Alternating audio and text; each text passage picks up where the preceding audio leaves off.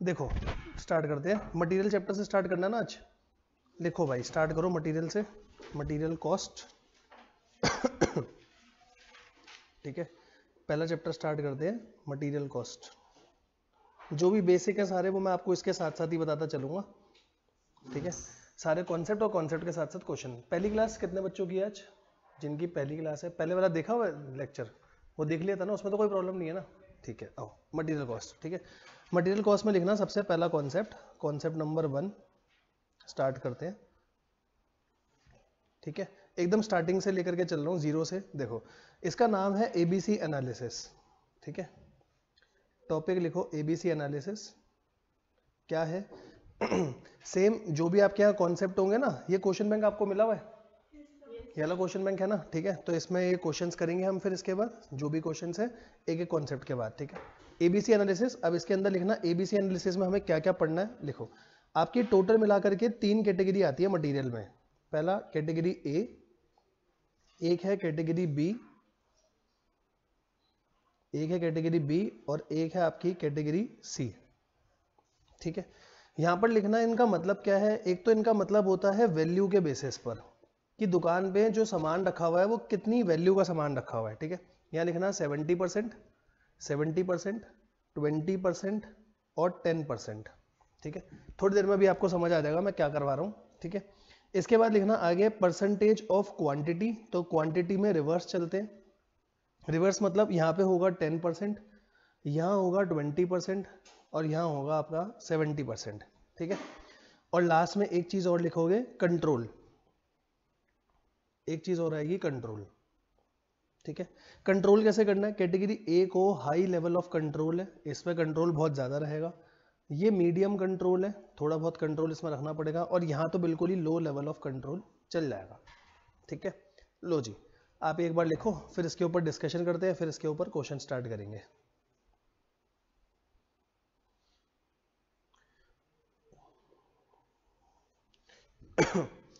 ठीक है, अब समझो इसका मतलब क्या है। देखो आपकी दुकान है, ठीक है, कोई भी सामान आप बना करके बेच रहे हो, तो जाहिर सी बात है रॉ मटेरियल बहुत टाइप्स के होते हैं, अलग अलग टाइप के रॉ मटेरियल होते हैं। अब है क्या, मेरे पास शॉप है और शॉप में बहुत सारे रॉ मटेरियल, अलग अलग रॉ मटेरियल्स रखे हुए हैं। ठीक है, अब इसमें से कुछ रॉ मटेरियल ऐसे होते हैं जिनकी क्वांटिटी बहुत कम होती है, क्वांटिटी बहुत कम होती है, लेकिन वो वैल्यू की प्रोपोर्शन में सबसे ज्यादा होते हैं, महंगे प्रोडक्ट। ठीक है, आप किराने वाले की शॉप पे देख लो, किराने वाले की शॉप पे महंगे से महंगा सामान क्या होगा, देसी घी वगैरह। ठीक है, क्वांटिटी कम होगी लेकिन रखा हुआ सबसे ज्यादा होगा। ठीक है, इसमें तो कोई प्रॉब्लम नहीं है ना। अब इसके साथ दूसरा समझना, दूसरा क्या है, दूसरे में क्या बोला गया, इसमें बोला गया कि कैटेगरी बी में वैल्यू भी कम है और क्वांटिटी भी कम है, मीडियम लेवल पे। ठीक है, कैटेगरी सी का मतलब क्या है? कैटेगरी सी का मतलब जिसकी वैल्यू तो बहुत कम है लेकिन क्वांटिटी बहुत ज्यादा है। एग्जांपल बताओगे ऐसा कोई भी एग्जांपल, किसी भी शॉप से रिलेटेड, किसी भी इंडस्ट्री से रिलेटेड, जो कैटेगरी सी में आता होगा आपके हिसाब से, सोच के देखो, जिसकी वैल्यू बहुत कम है और क्वांटिटी में वो बहुत सामान रखा हुआ है, कौन सा होगा? ग्रोसरी की शॉप में कुछ भी बोल लो, टॉफी बोल लो, काउंटर में सबसे ज्यादा आगे रखी हुई है लेकिन वैल्यू कुछ नहीं है, कोई चोरी करके ले भी गया, आपको इतना कोई फर्क नहीं पड़ेगा। फर्क किस पे पड़ेगा? देसी घी पे फर्क पड़ेगा भाई। ठीक है, या महंगे आइटम पे फर्क पड़ेगा। ठीक है, तो कैटेगरी एबीसी तो आसान है ना। अब बात आती है सर इसका क्वेश्चन आएगा, क्वेश्चन कैसे करेंगे? तो देखो इसका क्वेश्चन कैसे करना है, वो आपको ना अलग अलग आइटम्स दे देगा। जैसे आपको थोड़ा सा अभी हिंट दे रहा हूँ, ये देखो ये क्वेश्चन है आपके पास, ये इतने सारे आइटम दे रखे हैं, अभी करेंगे हम ये क्वेश्चन। ठीक है, यूनिट भी बता दिए, मतलब कितनी कितनी क्वांटिटी है ये भी बता दिया, और हर एक की कॉस्ट कितनी है ये भी बता दिया। तो हम क्या करेंगे, हम सारी परसेंटेज निकाल लेंगे। परसेंटेज के बेसिस पर आप क्या बोलोगे, जो भी प्रोडक्ट वैल्यू में बहुत ज्यादा है वो आपका क्या होगा, कैटेगरी ए, क्योंकि उसकी क्वांटिटी ऑलमोस्ट कम ही होगी। ठीक है, जनरली बिजनेस में ऐसा ही होता है कि जिसकी वैल्यू बहुत ज्यादा है उसकी क्वांटिटी ज्यादा नहीं होगी कंपैरेटिवली टू कैटेगरी सी। ठीक है, हाँ प्रोडक्ट ही एक है तो फिर उसमें आप कैटेगरी ए बी सी कर नहीं सकते। अगर एक से ज्यादा प्रोडक्ट है आपको कुछ नहीं करना, बस ये देखना है। देखो यहाँ लिख के बताता हूँ, अभी आप लिखना मत ही। ठीक है, एक देखोगे वैल्यू, एक देखोगे क्वांटिटी की परसेंटेज। ठीक है, अगर वैल्यू की परसेंटेज बहुत ज्यादा आ रही है तो क्वांटिटी की परसेंटेज क्या रहेगी? ये कौन सी कैटेगरी बनेगी? Category A. ठीक है, अच्छा लास्ट वाले में बात करें, जिसकी वैल्यू कम है लेकिन जिसकी क्वांटिटी बहुत ज्यादा है, ये कौन सी बनेगी? सी। तो सबसे पहले मैं क्वेश्चन कैसे करूंगा, ए को अलग आइडेंटिफाई करूंगा, सी को अलग आइडेंटिफाई करूंगा, बीच में जो बच जाएगा वो क्या आ जाएगा, कैटेगरी बी। यहां तक कोई दिक्कत तो नहीं है ना? बी का मतलब मीडियम है। ठीक है, दूसरा इससे रिलेटेड एक क्वेश्चन आता है बच्चों का, सर एक बात बताओ, ये जो आपने परसेंटेज डिसाइड करी 70 20 10, क्या हमें हमेशा यही परसेंटेज रखनी है? अगर क्वेश्चन बोल देता है कि कैटेगरी ए में 85% है तो क्या क्वेश्चन की बात मानोगे? बिल्कुल। ठीक है, मतलब ये कब लगेगा आपका जब क्वेश्चन क्या है? साइलेंट। जब क्वेश्चन आपका साइलेंट है तब तो मुझे ये लगाना है, जब क्वेश्चन साइलेंट नहीं है तो क्वेश्चन में जो लिखा होगा उस हिसाब से मैं क्वेश्चन करूंगा। ठीक है सर, इतने आसान क्वेश्चन पेपर में आते हैं? हाँ बेटा, पेपर में आया हुआ है, दिखा भी दूंगा अभी। 5 से 10 नंबर का क्वेश्चन पेपर में आ जाता है। ठीक है, यहां तक समझ में आ गया? पहले यहां तक कोई डाउट? पक्का? ठीक है, कोई डाउट है तो पूछो यहां तक पहले। पक्का? ठीक है, अब वो नोट लिख लो जो मैं आपको क्वेश्चन साइलेंट वाला नोट बता रहा हूँ ना, मैं लिखवा देता हूँ, इसको हटाता हूँ। ऊपर का तो लिख लिया ना आपने सब? आओ वो लिखते हैं। लो जी, यहाँ पे नोट लिखना, इफ क्वेश्चन साइलेंट, अगर आपका क्वेश्चन साइलेंट है तब ये परसेंटेज है आपकी 70%, 20% और 10%। ठीक है, बाकी क्वेश्चन अगर कुछ बोल देगा तो फिर हमें उस हिसाब से क्वेश्चन को करना पड़ेगा। ठीक है, करके देखें क्वेश्चन। ठीक है, स्टार्ट करें। कॉन्सेप्ट इतना ही है, पहला कॉन्सेप्ट खाली इतना है, बस कैटेगरी ए बी सी में आपको बांट के दिखाना है। इसको हटा देता हूँ। ठीक है, ज्यादा से ज्यादा वो ये पूछ लेगा बताओ किस पे आपको कंट्रोल रखना है, तो जो कैटेगरी ए है उस पे हाई लेवल ऑफ कंट्रोल रखो। हाई लेवल ऑफ कंट्रोल क्यों? ताकि वो चोरी ना हो जाए भाई। कैटेगरी बी में रखना पड़ेगा इतना कुछ, मीडियम होगा तो भी चल जाएगा। कैटेगरी सी बिल्कुल लो, इसमें कोई कंट्रोल की जरूरत नहीं पड़ती। ठीक है, करें क्वेश्चन करके देखें। आओ पहला क्वेश्चन पढ़ना देखते हैं पहला क्वेश्चन क्या है। देखो क्या क्वेश्चन बोला है, from the following detail draw a plan of ABC selective control. ABC selective control का प्लान बनाना है। आइटम दे रखे हैं आपको, टोटल मिलाकर के 12 आइटम आपके पास है। ठीक है, यूनिट्स क्या क्या दे रखा है? यूनिट्स में पहले हैं 7000 क्वांटिटी, 24000 क्वांटिटी, 1500, ऐसे करके सारी की सारी क्वांटिटीज आपके पास दे रखी हैं और हर एक की यूनिट कॉस्ट मुझे बता रखी है। ठीक है, तो अब बात आती है कि जो आप परसेंटेज निकालोगे, परसेंटेज को कहां तक मानोगे? 70% कहां है, 10 कैसे है? तो एक क्वेश्चन करना पड़ेगा, बाकी आपको समझ में आ जाएगा। यहां तक कोई दिक्कत तो नहीं है ना? 12 आइटम है, 12 आइटम है, बस आपको ये बताना है कैटेगरी ए कौन सा, कैटेगरी बी कौन सा, कैटेगरी सी कौन सा। ठीक है, करें स्टार्ट। चलो आप यहां पर ये लिख लेना, कैटेगरी में अभी लिखवा दूंगा ये कैसा क्वेश्चन है। पहले आप रजिस्टर का पेज नंबर यहाँ पे डाल देना, जो भी रजिस्टर का आपका पेज नंबर हो, पहली क्लास से सिंक्रोनाइज करके चलना दोनों को। ठीक है कॉपी में भी अगर कोई क्वेश्चन कर रहे हो तो साथ में लिख लेना यहाँ पे। आओ जी, क्वेश्चन नंबर 1 स्टार्ट करते हैं। पहले एक बार आप मेरा फॉर्मेट वगैरह सब देख लेना, उसके बाद देखना कैसे करना है। ठीक है, क्वेश्चन नंबर 1, ये भी पेज 1 है मटेरियल का। ठीक है, ये चीजें छोटी छोटी रख के रखना ताकि रिवीजन आपकी अच्छे से हो सके। देखो सबसे पहले आइटम लिख देते हैं। आपका एक तो है आइटम, जो आइटम 1 से लेकर के 12 सारे आ जाएंगे। ठीक है, आइटम के बाद एक कॉलम बनेगा एवरेज स्टॉक क्वांटिटी का, कि क्वांटिटी कितनी रखी हुई है।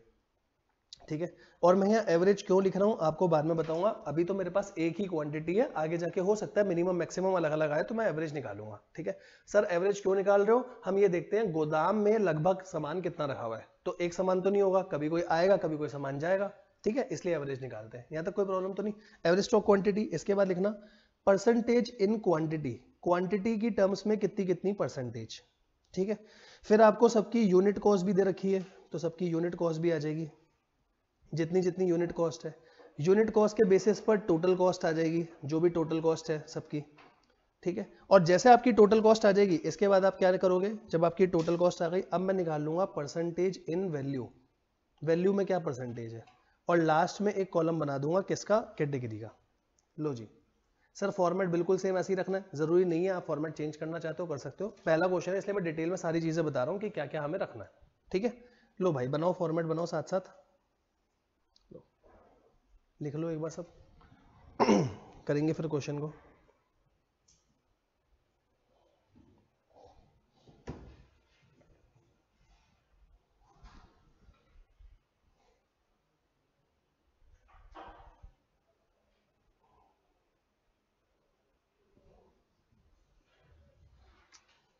ऑनलाइन वाले बच्चों आप भी करो बेटा साथ साथ,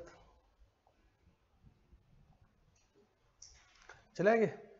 बताओ क्वेश्चन आपके पास है ना, सबके पास है ना क्वेश्चन?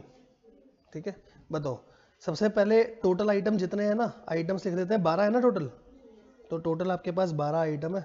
ठीक है, फिर उसके बाद अंदर की सारी चीजें कैलकुलेट कर लेंगे। 6, 6 के बाद 7, 8, 9, 10, 11 और 12। ठीक है, अब फॉर्मेट में बाद में बना लूंगा, बस इतना ये खींच देता हूँ। पहले ऊपर से स्टार्ट करते हैं। बताओ भाई पहले की क्वांटिटी कितनी है? पहले की क्वांटिटी 7000। ठीक है 7000। ठीक है, अब दूसरे की तो अभी आप परसेंटेज तो निकाल नहीं सकते, अभी छोड़ दो। यूनिट कॉस्ट कितनी है, यूनिट कॉस्ट दे रखी होगी 5 रुपए, टोटल कॉस्ट कितनी आ जाएगी, ऐसे कर दूं टोटल कॉस्ट को, अगर ये आपका ए है ये बी है तो टोटल कॉस्ट ए इंटू बी, बताओ कितनी आ गई 35,000, ये आ गई 35,000। परसेंटेज बाद में निकालेंगे, पहले इतना काम करके रख लेते हैं। सेकंड में बताओ क्वांटिटी कितनी दी हुई है 24,000, अच्छा, और यूनिट कॉस्ट 3 रुपए, कितना हो गया ये हो गया 72,000, ठीक है जी। आ गया हो थर्ड का बताओ 1500, ठीक है, साथ में करते चलना, मेरा भी चेक करते चलना था। 1500 और यूनिट कॉस्ट 10, ये आ गया 15,000, ठीक है। आगे बताना 1500 के बाद 600, ठीक है, कितने के रेट पे 22 के रेट पे कितना आएगा 13,200, ठीक है। और फिफ्थ 38,000, प्राइस क्या है इसका 50 पैसे है, नहीं 1.5 रुपए, 1.5 रुपए, कितना होगा भाई, कैलकुलेट सब करो, कैलकुलेटर की आदत पड़ जाएगी अभी से स्टार्टिंग से, ठीक है ना, सिर्फ नोट नहीं करना। हाँ 38,000 के बाद अगला 40,000, ठीक है। यूनिट प्राइस 0.5, कितना हो गया ये हो गया 20,000, ठीक है जी। आ गया हो सेवंथ 60,000, किस प्राइस पर, ये कितना है 0.20, तो ये आ जाएगा 12,000, है ना। 60,000 के बाद अगला, और कितना यूनिट प्राइस 3.5, कितना आएगा, करना मल्टीप्लाई 10,500, ठीक है। अगला अगला है 300 और प्राइस 8, कितना हो गया 2400, बढ़िया। और 9 के बाद लास्ट के 3 बचे, एक सेकंड में फॉर्मेट बना रहा हूं, आप करते चलो मुझे बता देना अभी, ठीक है। फॉर्मेट जरूरी नहीं है स्केल से बनाना है, ठीक है, फॉर्मेट के नंबर नहीं है, जो आप अमाउंट लिख रहे हो अमाउंट एकदम साफ साफ लिख करके आना, अमाउंट के नंबर होते हैं भाई। हाँ कितना 29,000, किस रेट पर, हाँ 0.4, ठीक है, कितना आ जाएगा 11,600, और अगला 11,500, 7.1, कितना हो गया 81,650। अगला 4,100, 6.2 के रेट पर कितना आ जाएगा, करना पहले यहां तक सब आ जाओ, यहां तक तो काम नॉर्मल था, क्वांटिटी या रेट है मल्टीप्लाई करना है, पूरी कॉस्टिंग ऐसी है, इतना ही करना है खाली, ठीक है। यहां तक कोई दिक्कत तो नहीं। क्वांटिटी का टोटल बताओ, क्वांटिटी का टोटल और इसका टोटल, कॉस्ट का टोटल, प्राइस का टोटल कभी नहीं करते, वो आपको भी पता है, प्राइस का टोटल करके क्या करोगे, ठीक है। हाँ क्वांटिटी का टोटल और कॉस्ट का टोटल कितना कितना आ रहा है, करो मल्टीप्लाई। भैया कैलकुलेटर सब चलाना, जिसके पास नहीं है अगली क्लास में लेकर के आना, ठीक है। कैलकुलेटर पे जितनी अच्छी आदत बनेगी उतना बढ़िया, जल्दी जल्दी सॉल्व होगा आपसे। बताओ भाई 2,19,000 ये आ रहा है क्वांटिटी, और कॉस्ट कितनी आ रही है, कॉस्ट भी निकालो साथ साथ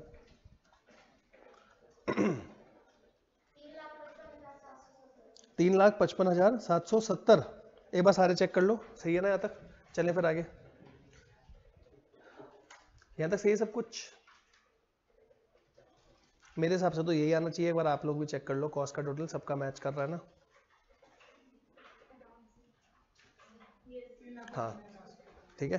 हाँ चलो अब यहाँ से एक बात समझना, अब देखो आपको करना क्या, कुछ नहीं करना, क्वांटिटी की परसेंटेज, क्वांटिटी की परसेंटेज कैसे निकालूं, पहले वाले की कैसे, पहले वाला पूरा लिख के दिखाया था। 7,000 डिवाइड किससे करोगे, क्वांटिटी के टोटल से। क्वांटिटी का टोटल कितना है 219 इंटू में 100, बताओ कितना आएगा, क्वांटिटी परसेंटेज में कितनी आएगी, क्वांटिटी का टोटल बेटा, क्वांटिटी का टोटल ये आया था ना, क्वांटिटी का टोटल 219, ठीक है, क्योंकि अभी हम क्वांटिटी के हिसाब से परसेंटेज निकाल लें, कितना 2 डेसिमल तक बताना, ठीक है। 3.19 तो 3.20 कर दूं ना इसको, ठीक है। ऐसे अब आप सारे बता दो, नॉर्मल है निकालना, वो क्वांटिटी ऊपर नीचे टोटल इंटू में 100 बताते चलो, ठीक है। आपको ये सारे दिखाने नहीं है वहां पे, बस एक ऐसे कैलकुलेट करके दिखा देना, बाकी सीधा लिखते चलो, ठीक है। बस कैलकुलेशन सारे करो, क्वेश्चन में कुछ नहीं है, सिर्फ कैलकुलेशन है। 10.99596 ले लेता हूँ, क्योंकि वो राउंड ऑफ हो रहा है आगे, आप देख लेना कैलकुलेटर में, ठीक है। 2 डिजिट तक ले लो, राउंड ऑफ करेंगे। अगला कितना 0.68। लो जी बताते चलो सब, बस कैलकुलेट सब करो। अगला 0.27, ठीक है जी। आगे अगला 0.2 17.35, बढ़िया। अगला 18.26, बढ़िया। 27.40 हो रहा है, 39 आ रहा है, 39 आ रहा है। लो 39 लिख देते हैं भाई। अगला बताओ 1.36, 1.36, ठीक है। आगे अगला 0.13। ये तुम 2 डिजिट तक राउंड ऑफ कर रहे हो ना, या एग्जैक्टली 2 डिजिट बता रहे हो? उसके आगे अगर 7 8 है तो राउंड ऑफ करके बता रहे हो ना। 13.24। आगे अगला 2 3 और बचे बस। 5.25%। लास्ट 1.87। टोटल कितना आएगा परसेंटेज का? टोटल कितना आएगा? करोगे या वैसे ही बता दोगे? टोटल कितना? अबे 100 ही तो आएगा, सोच के रहो इतना। एक बात बताओ, टोटल में क्या करोगे? ऊपर भी 219, नीचे कितना? नीचे भी 219, इनटू में 100, ठीक है। सोचना थोड़ी है, ये तो सीधा बता रहा ना, ठीक है। यहाँ तो कोई दिक्कत? इजी। कॉस्ट की परसेंटेज भी बता दो। कॉस्ट में कैसे करूं बताना? नीचे क्या रखूंगा डिनोमिनेटर में? Total cost. तो पहला बता दे तो ऐसे 35,000, नीचे कितना आएगा? नीचे बताओ। 355,770 इनटू में 100, कितनी आई वैल्यू? आप बताओ। 9.84, 9.84, ठीक है जी। बता दे चलो आगे सारे 9.84। अगला बताओ क्या आएगा अगला?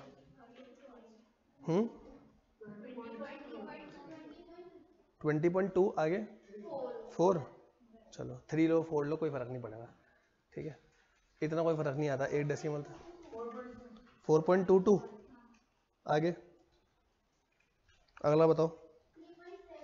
3.71, बढ़िया। अगला मतलब कितने सारे करने हैं भाई, क्या करें? अब तुम खुद बताओ, टेक्निकल क्वेश्चन है या लेंदी क्वेश्चन है? बस लेंदी है बस, ठीक है थोड़ी कुछ। पेपर में आया तो आसान है ना, ये तो मैं तुमसे करा रहा हूँ, पेपर का दिखाऊंगा। तुम बोलो पेपर का इतना आसान आया था, ठीक है। आगे 20,000 में 5.62, ठीक है जी। 5.62 के बाद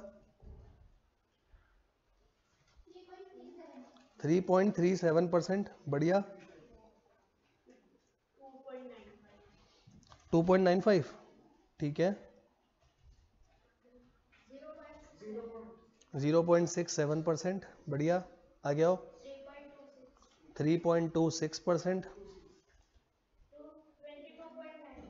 95, लास्ट 7.14, 15, 14। लो टोटल तो 100 है ही। पहले यहां तक आ जाओ सब, यहां तक आ जाओ सब। कोई डाउट है किसी को तो पूछो। यहाँ तक तो नॉर्मल है ना, कोई दिक्कत? करा क्या? क्वांटिटी का टोटल निकाला, उसकी परसेंटेज निकाली। क्वांटिटी को रेट से मल्टीप्लाई करा, कॉस्ट निकाला, उसकी परसेंटेज निकाली, खत्म। यहाँ तक कोई प्रॉब्लम तो नहीं है ना? सबका हो गया यहाँ तक? अब क्वेश्चन में देख करके बताओ, क्या क्वेश्चन में कहीं लिखा है कोई परसेंटेज की इतनी परसेंटेज को ए बोलोगे, इतनी परसेंटेज को बी, इतने को सी? नहीं बोला। हम क्या लगाएंगे? 70, 20 और 10। 70% वैल्यू वाले को क्या बोलते हैं? वैल्यू के हिसाब से बताना। कैटेगरी ए, फिर कैटेगरी बी, फिर कैटेगरी सी। सर अब यहां पर बताओ ना, कैटेगरी ए बी सी हम कैसे निकालें? मेन तो वही है बस, और वो निकालना आसान है, ठीक है। ठीक है, अब आप समझो कैसे निकलेगा। जो आपकी कॉस्ट की परसेंटेज है ना, मतलब जो सबसे लास्ट वाला कॉलम है, ठीक है। कैलकुलेटर पे अभी 0 आ जाओ, बिल्कुल कैलकुलेटर पे 0 कर दो। आपको करना सिखा रहा हूँ कैसे निकलेगा, यही काम मेन है, सबसे इंपॉर्टेंट स्टेप यही है, इसको समझना, ठीक है। आगे कैलकुलेटर पे 0 कर दिया। अब आपको चलना है डिक्रीजिंग ऑर्डर में। सबसे ज्यादा परसेंटेज देखो सबसे पहले कौन सी है। जो लास्ट कॉलम है उसमें कॉस्ट में सबसे ज्यादा परसेंटेज कौन सी है? 22.95 सबसे ज्यादा है। मतलब मैं ये बोलूं जो आइटम नंबर 11 है उसकी वैल्यू सबसे ज्यादा है। तो सबसे पहले क्या मैं इसको कैटेगरी ए लिख दूंगा? आप बताओ, ठीक है। कैटेगरी ए में आने हैं टोटल वहां तक आइटम जो 70% बना रहे हैं, ठीक है। अब आप कैलकुलेटर पे लिख दो 22.95, कैलकुलेटर पे लिख लो 22.95। यहां तक सही है। अब इसमें हम प्लस करते जाएंगे, डिक्रीजिंग ऑर्डर में कहां तक 70% जा रहा है। समझ में आया मैं क्या बोल रहा हूं? पहला था 22.95, अगला कौन सा है जो इससे छोटा है थोड़ा सा? अगला 20.24, इसमें भी कैटेगरी ए लिख दूं? और आप कैलकुलेटर में इसको प्लस कर लो, उसमें कहां तक पहुंच गए आप? 43 तक आ गए ना। मुझे कहां तक जाना है? 70% तक। जहां मैं 70, देखो जरूरी नहीं है कि एग्जैक्टली 70 आए, हो सकता है 70 का 69 आ जाए, 71 आ जाए, मैं वहां पे रुक जाऊंगा। यहां तक सही है? 2 आइटम हो चुके हैं, 2 के बाद अगला डिक्रीजिंग ऑर्डर में बताओ। 16 ही है ना पक्का? एक बार देख लो, ठीक है। और कोई नहीं है तो 16 पे लिख दिया कैटेगरी ए। कोई प्रॉब्लम यहां तक? यहां तक सही है सब कुछ? ठीक है। यहां तक किसी को कोई दिक्कत लग रही है तो बताओ, कितने परसेंटेज पे आ चुके हो? 59। तो अभी तो है बहुत, ठीक है। 16 के बाद अगला बताना, सबसे पहला, ठीक है। करा, कितना आ गया टोटल बताओ? 69.23। अब एक बात बताओ, अगर मैं इसके बाद कोई भी आइटम जोड़ूं तो क्या 70 से बहुत ज्यादा आगे चले जाओगे आप? ठीक है, जोड़ के देख लो। अगला आइटम कौन सा है? अगला आइटम 7 है ना। अगर आप जोड़ोगे 77 तक पहुंच जाओगे। भाई इतना तो नहीं चलेगा ना, तो मेरे ये कैटेगरी ए हो गए। समझ में आया? बस कैटेगरी ए में यही था, यहां तक कोई दिक्कत तो नहीं। सर अब कैटेगरी बी कैसे करें? बेटा बी करनी ही नहीं है, सीधा सी पे चलेंगे, जो बाकी बच गया वो सारा बी होगा। पहले यहां तक कोई प्रॉब्लम तो नहीं है। अब सी देखते हैं। सी में बताओ क्या करूंगा? डिक्रीजिंग ऑर्डर में चलूं, इंक्रीजिंग में चलूं? इंक्रीजिंग में 0 से लेके कहां तक? 10 तक, क्योंकि 10 है ना, 10% है। तो बिल्कुल अब 0 से उठाओ, कौन सा है सबसे जो छोटा हो? 0.67। इसको क्या लिख दूं? Category C. यहां तक सही है? अब इसमें प्लस करते चलना, कैलकुलेटर पे 0.67 के बाद प्लस करते चलना। कहां तक? 10% तक आना है। इससे बड़ा 2.95 ही है। हाँ ठीक है, 2.95 पे भी लिखा सी, बढ़िया। आगे बताओ इसके बाद 3.36 या 3, एक सेकेंड, 3.26 है पहले, 3.26 है कैटेगरी सी, बढ़िया। कितना हो गया अभी तक? 6.88 तक हो गया। अब 3.26 के बाद कौन सा लोगे? 3.37 है ना, 3.37 लोगे, 3.7 नहीं लेना। 3, ठीक है, इसी में कंफ्यूज हो गए बस। यहां तक सही है? कितना हो गया टोटल? 10.25। अब मैं कोई भी जोड़ूंगा बहुत आगे चले जाऊंगा, तो ये कौन सा हो गया? Category C. यहां तक सही है? अब तो कुछ करना ही नहीं। बी के लिए कुछ कैलकुलेट करोगे क्या? आप बताओ, बी के लिए क्या लिख दूं? Category B, category B, category B. जो बीच में बच गया वो सारा क्या हो जाएगा? Category B. लो, क्वेश्चन खत्म हो गया। कोई दिक्कत? ये क्वेश्चन है पेपर का, ठीक है, सही है। बस आपको मैंने 12 आइटम कराया, पेपर में आते हैं 5 या 6 आइटम, बस इतने ही आइटम आएंगे खाली। फिर आप बोलोगे सर आपने यहाँ पे क्वांटिटी की परसेंटेज क्यों निकाली? आप चेक करके देख लो, जो कैटेगरी ए में आया ना, अगर आप उनकी क्वांटिटी का टोटल करोगे तो टोटल कोई बहुत ज्यादा नहीं आएगा, क्योंकि उनकी क्वांटिटी कम होती है, वैल्यू ज्यादा होती है। ठीक है, सही लगा कॉन्सेप्ट? कोई दिक्कत है तो बताओ। ठीक है, दो एक क्वेश्चन कर लोगे खुद से? ठीक है, टाइम लगा के करेंगे, बस कैलकुलेटर सब रखना अपने पास। इसमें कोई डाउट है तो पूछो। ठीक है, बस एक चीज है जहां मुझे लगता है जब मैं टेस्ट चेक करता हूं तो बच्चे गड़बड़ जो करते हैं, वो गड़बड़ आपको पहले बता दूं। जब आप कैटेगरी ए से चल रहे हो तो हम कैसे चल रहे हैं बताना?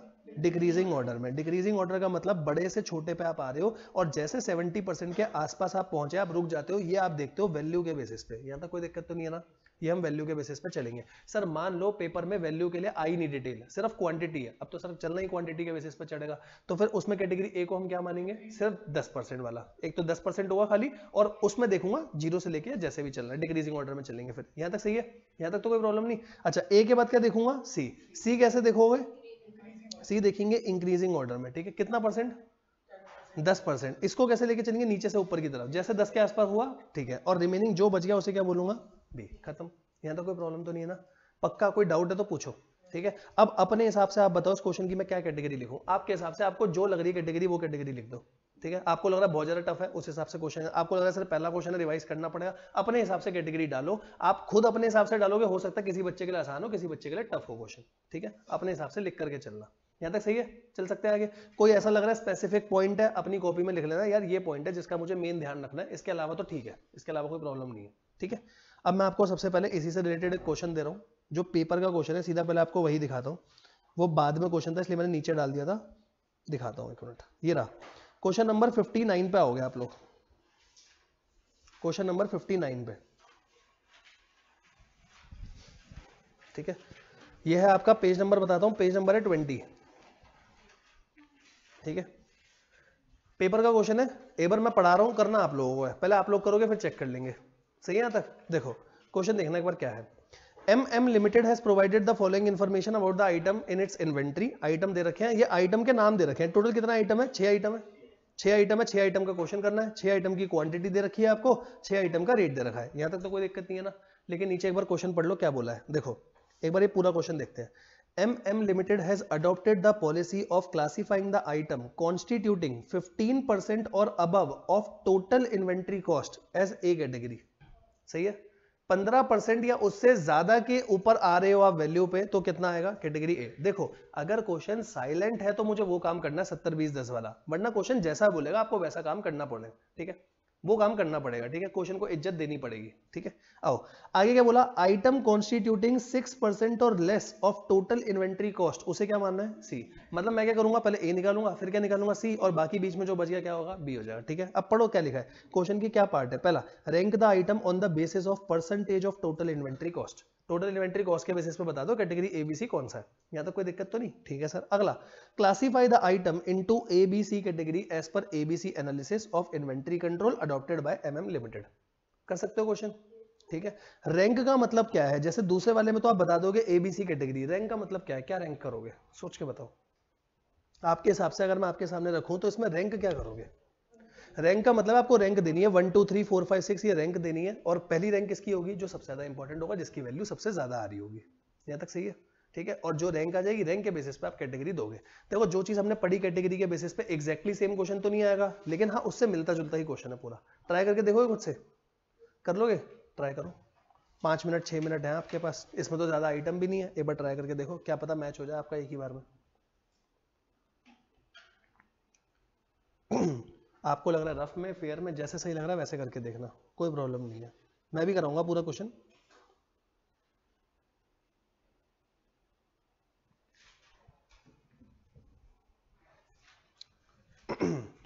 क्योंकि पहला क्वेश्चन है तो थोड़ा सा फॉर्मेट बता दूं कैसा रखना है, क्योंकि आप कर रहे हो पहला क्वेश्चन खुद से। एक बात बताओ, थोड़ा सा ना खुद से सोचना, पहला क्वेश्चन था मैंने पूरा कॉम्प्रिहेंसिव बताया, या क्वांटिटी की परसेंटेज निकालोगे, क्या क्वांटिटी की परसेंटेज मेरे लिए जरूरी है, उसने क्या बोला नीचे क्वेश्चन पढ़ के देखना, मेरे को किस बेसिस पे बोला है, टोटल इन्वेंट्री कॉस्ट के बेसिस पे, तो क्वांटिटी नहीं निकालना ना, मैं फॉर्मेट बताता हूँ, आओ सिर्फ फॉर्मेट बता रहा हूँ, आएगा क्वेश्चन आप ट्राई करना, ठीक है।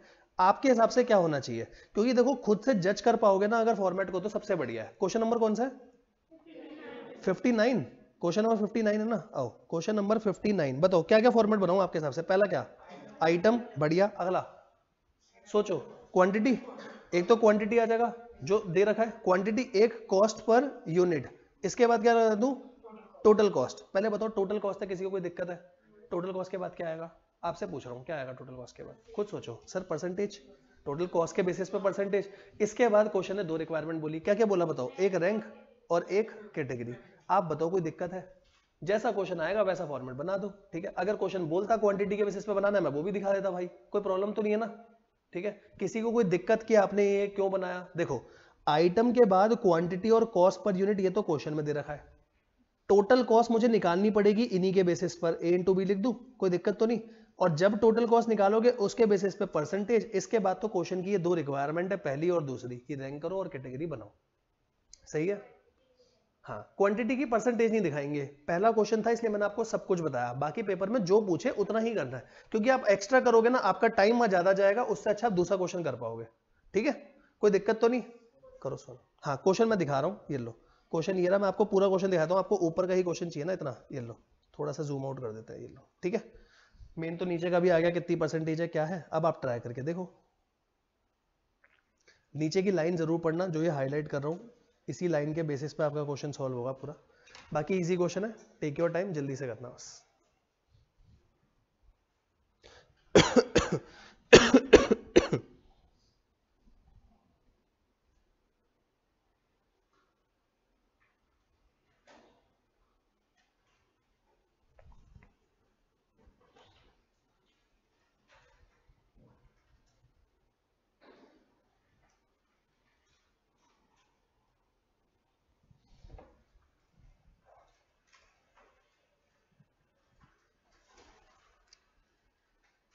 और हमने तो जो क्वेश्चन करा पैसों वाला करा है, इसमें तो पूरी पूरी फिगर भी राउंड ऑफ में है, कोई दिक्कत ही नहीं होगी आपकी।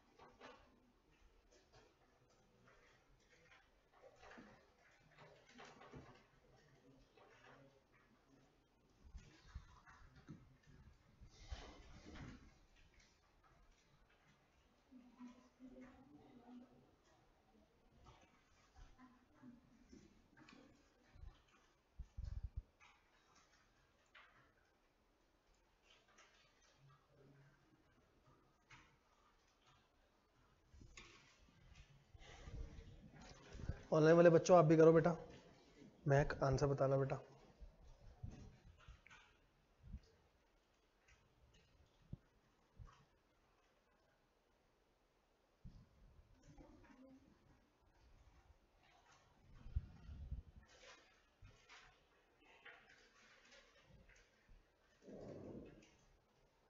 हो गया भाई, ऑनलाइन वाले बच्चों का तो हो गया एक दो का। आपका कहाँ तक पहुंचा? चलो आप ये क्वेश्चन करो, मैं फ्रीज कर रहा हूँ, मैं भी साथ में कर रहा हूँ, फिर आपको दिखाऊंगा, ठीक है? आपके सामने यही स्क्रीन रहेगी, आप लोग कर लो तो बता देना, मैं भी यहाँ पे करता हूँ फटाफट, फिर मैच कर लेंगे, ठीक है? आइटम के नंबर हैं 101, 102, 103। थोड़ा सा मैं भी जल्दी करता हूँ, ठीक है? और आपका हो जाए तो आप बता देना। यूनिट दे रखे हैं 25, 350, 75, 225 और 75। ऑनलाइन वालों आप मैच करना, आपको स्क्रीन पर दिख रहा होगा सामने, ठीक है? एक बार चेक करके देखो। 50, 1, 80, 8, 2 और 12, यह आएगा 1250। हो गया? सबका हो गया? हो गया तो फिर लो आप हेल्प करो मेरी, आओ और इतना मैच करो, इतना सही है।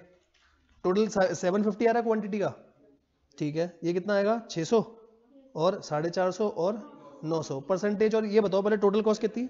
7500, 7500 परसेंटेज बताओ। 16.67%। अगला 4%, बढ़िया। अगला 33, अगला 8%, 6%, 12%, टोटल 100%, ठीक है? अच्छा रैंक बताओ, सबसे पहली रैंक किसको दूं, ये देखें किसने सही करा है। रैंक पहली, ऑब्वियसली रैंक इसको क्यों पहली जाएगी भाई, सबसे ज्यादा इंपॉर्टेंट है, ये चोरी होगा तो दिक्कत हो जाएगी, ठीक है? अच्छा दूसरा, इसके बाद सीधा 16, बढ़िया। अगला 3, अगला 4, 5, 6, ठीक है? कोई दिक्कत तो नहीं। अब इस बेसिस पे कैटेगरी के लिए बात ध्यान से पढ़ना। देखो कैटेगरी के लिए क्या लिखा है सर, पहले वाले क्वेश्चन में क्या करा था, क्यूमुलेटिव बेसिस पे देखा था टोटल 70% किसका जा रहा है। यहाँ ऐसा नहीं लिखा, पढ़ के देखो बेटा। अगर क्यूमुलेटिव बेसिस पे होता तो कैटेगरी ए की वैल्यू ज्यादा नहीं होती। क्वेश्चन में क्या लिखा है, 15% या उससे ऊपर जो भी है टोटल इन्वेंट्री कॉस्ट में, सबको ए बोल दो। जो 15% या उससे ऊपर है, आओ देखते हैं। पहला 15% से ऊपर है, हाँ कैटेगरी ए होगा, बिल्कुल होगा। आगे आओ, ये तो नहीं होगा, थर्ड वाला होगा, बिल्कुल होगा। ये होगा नहीं, और कोई भी नहीं होगा। यहां तक सही है? अच्छा कैटेगरी सी के लिए क्या लिखा है, सी के लिए पढ़ो। 6% या उससे कम, आओ 6% या उससे कम कौन कौन सा आएगा? एक तो ये आ गया कैटेगरी सी, और ये भी लिख दूं से, क्योंकि देखो 6 वाले को क्यों लिखा उसने, पढ़ो 6% या उससे कम। अगर वो ऐसे लिखता लेस देन 6% तो मैं उसे नहीं लिखता। साफ साफ लिखा है 6% या उससे कम वाले को कैटेगरी सी लिखना है, ठीक है? अच्छा अब क्या बच गया, जो बाकी बच गया उसे क्या बोलेंगे? Category B. Category B paper का 5 मार्क्स का क्वेश्चन, कोई दिक्कत? हो जाएगा आराम से, कोई दिक्कत? किसी को कोई भी चीज नहीं समझ आई हो? हाँ मैडम कैटेगरी समझ में नहीं आई बेटा, एक बार ना इस लाइन को दोबारा पढ़ते हैं। आओ मैं इसको यहाँ से हटा देता हूँ, ठीक है? एक बार पढ़ के देखना। MM Limited has adopted the policy of classifying the item constituting 15% or above of total inventory cost as A category, ठीक है? हमने पहले वाले क्वेश्चन में क्या करा था सर, गोदाम में टोटल जितने आइटम है उसमें से टोटल 70% तक जो जा रहा है वो कैटेगरी ए था। यहाँ टोटल नहीं है, क्यूमुलेटिव बेसिस नहीं है। अगर क्यूमुलेटिव होता तो 15 थोड़ी ना होता, ये होता 70-80%। उसने बोला रिस्पेक्टिव हर आइटम को चेक करो, अगर वो टोटल कॉस्ट का 15% से ऊपर आ रहा है या 15% तक भी आ रहा है तो उसे कैटेगरी ए बोलेंगे, ठीक है? ये रहा क्वेश्चन। अब अपन क्या करेंगे, आप अपने आप से क्वेश्चन पूछो कि सबसे पहला आइटम 15% से ऊपर है, बिल्कुल है, तो ये क्या हो जाएगा? Category A. दूसरा तो नहीं है ना? क्या तीसरा है? हाँ सर ये भी क्या हो जाएगा? Category A. खत्म। आगे क्वेश्चन ने क्या बोला, कैटेगरी सी के लिए क्या बोला, कितना लेना है? 6% या उससे कम। तो देखो 6% या उससे कम वाले में कौन सा आएगा? एक तो ये आ जाएगा, एक ये आ जाएगा, बाकी जो बच गया वो क्या होगा? Category B. मतलब मेरे को 70, 20, 10 सिर्फ कब लगाना है? जब क्वेश्चन साइलेंट है। अदरवाइज हमेशा क्वेश्चन को इज्जत देनी है, ठीक है ना? भाई ने बोला बापू दिखता है तो दिखता है, वैसे क्वेश्चन जो बोलेगा आपको वो काम करना पड़ेगा, ठीक है? यहां तक कोई दिक्कत? हाथ पे बैठ गया सही से? एक क्वेश्चन और करोगे? लो जी एक क्वेश्चन आपको और दे रहा हूं, आ जाओ क्वेश्चन नंबर 2 पे। क्वेश्चन नंबर 2 थोड़ा सा बढ़िया क्वेश्चन है, थोड़ा पहले मैं आपसे पूछूंगा फिर इसके बाद, ठीक है? ऑनलाइन वाले बच्चों आपको भी करना है, इसमें भी 7 कंपोनेंट है। आप अपनी टाइम लिमिट रखोगे 5 मिनट, 5 मिनट के अंदर पूरा क्वेश्चन होना चाहिए। फॉर्मेट पे ध्यान मत देना, सीधा लाइनें खींचो, आपके जो अमाउंट है वो साफ साफ होने चाहिए, ठीक है? मतलब अमाउंट ना, कोई भी बच्चा ऐसे ये आदत मत बनाना, पूरा साफ साफ लिखो, उसको दिखेगी आपका अमाउंट कितना है। पूरे कॉस्टिंग के पेपर में जो मार्क्स है वो अमाउंट्स के हैं, ठीक है? आपने फॉर्मेट टेढ़ा मेढ़ा बनाया कोई मतलब नहीं है, मैं आपको आंसर शीट दिखा दूंगा बच्चों की, उसके मार्क्स नहीं कटते। आपके अमाउंट साफ होने चाहिए, ठीक है। एक बार क्वेश्चन पढ़ते हैं। From the following information classifying the inventory item into ABC category. सबसे पहले देखो बेटा, यहाँ क्वेश्चन आपका खत्म हो गया। क्या एबीसी कैटेगरी के लिए क्वेश्चन ने कुछ बोला है? हम क्या लगाएंगे? 70 20 10, ठीक है, जिसमें बी तो देखना ही नहीं होता, ए देखोगे सी देखोगे, जो बच गया वो सारा बी है। अच्छा, अब पढ़ते हैं। देखो sir, average cost per unit, कोई दिक्कत नहीं है, एवरेज कॉस्ट दे रखी है। अगर एवरेज कॉस्ट है तो क्या मुझे क्वांटिटी भी एवरेज चाहिए? लेकिन यहाँ तो सर दो क्वांटिटी दे दी, मैक्सिमम भी दे दी, मिनिमम भी दे दी। अब क्या करेंगे? इसका एवरेज निकाल लेंगे। एवरेज कैसे करोगे? सर मिनिमम ले लो, गोदाम में मिनिमम इतनी है, मैक्सिमम इतनी है, अपॉन में 2, जैसे ओपनिंग प्लस क्लोजिंग बाय 2 करते हैं। कोई दिक्कत तो नहीं। फॉर्मेट आप डिसाइड करो क्या रखेंगे फॉर्मेट। आपसे पूछ रहा हूँ क्या होना चाहिए फॉर्मेट। सर जो दे रखा है, मिनिमम है, मैक्सिमम है, यहाँ तक कोई दिक्कत तो नहीं। मिनिमम मैक्सिमम के बेसिस पे क्या निकाल लेंगे? एवरेज। एवरेज आएगा, आगे कॉस्ट प्राइस है, टोटल कॉस्ट, परसेंटेज, बस खत्म। कैटेगरी एबीसी हो जाएगा। 5 मिनट आपको करना है। ऑनलाइन वाले बच्चों चालू हो जाओ। देखिए कौन करता है पहले।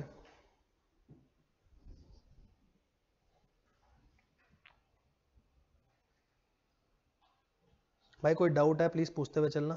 आपको लग रहा हो अपने आंसर के साथ कोई चीज लिखनी है जो आप बाद में भूल सकते हो, तो लिखते हुए चलना। नोट्स अपने बढ़िया तरीके से बना। परसेंटेज इन क्वांटिटी देखो जरूरत नहीं है ना? जरूरत होगी मैं बिल्कुल दिखाऊंगा। जब तक नहीं है, आप किसके बेसिस पे लोगे? हमेशा टोटल कॉस्ट के बेसिस पे, ठीक है। क्वेश्चन बोल दे बनाना है तो बिल्कुल बना के आना। किसी को कोई प्रॉब्लम, कोई दिक्कत? ऑनलाइन वाले बच्चों कोई दिक्कत बेटा लग रही हो?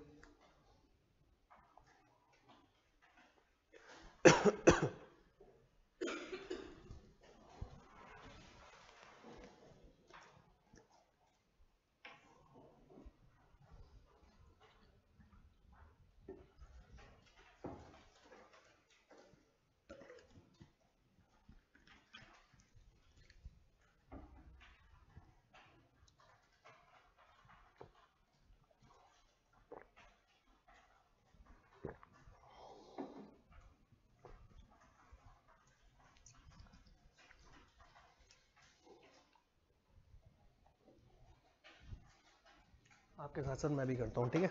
ये फ्रीज हो रखा है, आपके सामने क्वेश्चन है, आप करना। आपका हो जाए आप बता देना, ठीक है। कौन सा क्वेश्चन है अपना? क्वेश्चन नंबर 2 भाई। जो वो पेज नंबर वगैरह ना वो लिंक करते हुए चलना, बस सब कुछ, ठीक है।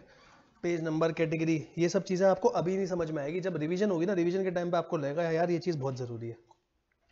मटेरियल, मटेरियल के नाम दे रखे हैं जो भी है। एक है K1, K2, टोटल 7 तक है। K3, K4, K5, K6 और K7, ठीक है जी। मैं भी करता हूँ, इसको थोड़ा सा छोटा कर देता हूँ, ठीक है। मटेरियल हो गया। मटेरियल के बाद एवरेज, मैं सीधा एवरेज दिखा दूँ, आप मिनिमम मैक्सिमम तो दिखाई दो। एवरेज आ जाएगा 1250, 1090, 260, 3760।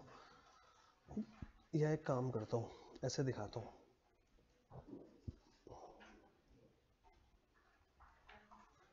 मिनिमम, मैक्सिमम,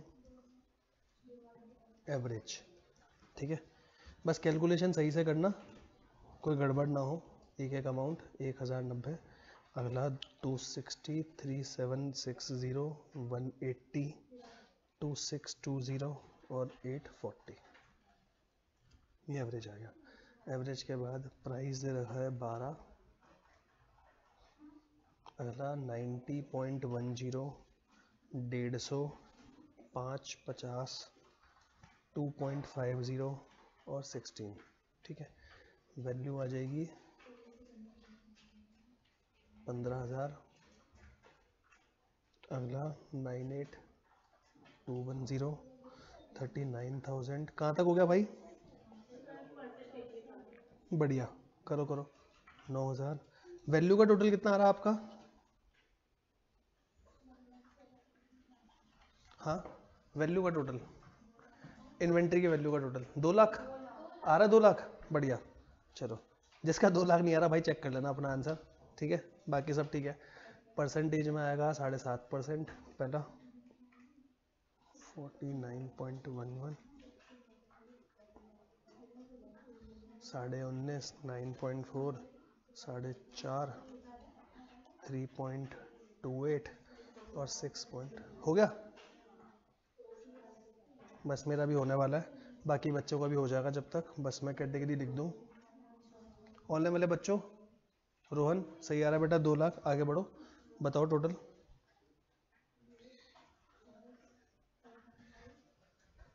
रोहन महक दोनों बताओ बेटा, हो गया क्वेश्चन? और बाकी भी जो ऑनलाइन में बच्चे कर रहे हैं, कम्युनिकेट करते रहो बेटा, साथ साथ बताते चलो, हो जाए तो बताना, मैं यहाँ दिखा दूंगा। डन है?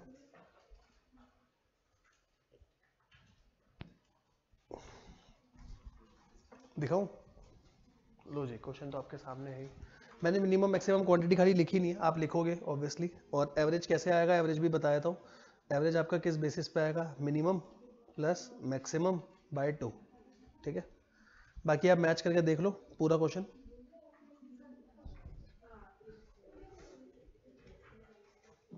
फिगर्स देख लो सारी, कोई दिक्कत है?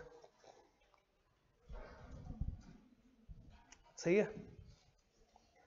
कोई भी प्रॉब्लम लग रही हो पूछना, अगर आपसे कैटेगरी नहीं बन पा रही है पूछना, ठीक है। सिंपल सा कॉन्सेप्ट है लेकिन पेपर में आ सकता है। हाँ।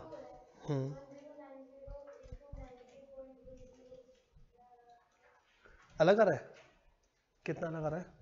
मैंने अप्रोक्सीमेट करके लिखा है क्योंकि अच्छा ठीक है। बाकी पता है, अगर आप जो एक्चुअल आ रहा है वो भी लिखोगे ना तभी भी कोई ज़्यादा फर्क नहीं पड़ेगा, बस, ठीक है। वो वैसे बैठ रहा होगा आपका 1,99,000 वैसे आ रही होगी फिगर, कोई दिक्कत नहीं है, ठीक है। थोड़ा बहुत अप्रोक्सीमेशन करना है, बहुत ज़्यादा नहीं करना होता है यहाँ पे। जैसे एफएम में तो बहुत ज़्यादा होता है ना, फाइनेंशियल मैनेजमेंट में 2 प्लेसेस तक दिखाओ, 3 प्लेसेस तक दिखाओ, ऐसे करो। यहाँ ऐसा नहीं है, ठीक है। यहाँ पे आप सब कुछ 2 डेसिमल तक अप्रोक्स करके चलोगे जब तक क्वेश्चन कुछ नहीं करा। सही है, कोई दिक्कत? पक्का चल सकता है आगे? तो भाई देखो, इसमें मैक्सिमम से मैक्सिमम वो यही चीज़ें करेगा, आपको एवरेज क्वांटिटी ना दे करके मिनिमम मैक्सिमम दे देगा, ठीक है। उसके बेसिस पे क्वेश्चन करना है। पहला कॉन्सेप्ट क्लियर है? ऑनलाइन वाले बच्चों हो गया आपका? इधर कोई दिक्कत है किसी को? कर लो, चलो हो जाए बताना, फिर चलेंगे अगले कॉन्सेप्ट के ऊपर। अगला कॉन्सेप्ट और इंटरेस्टिंग है, मजा आएगा आपको।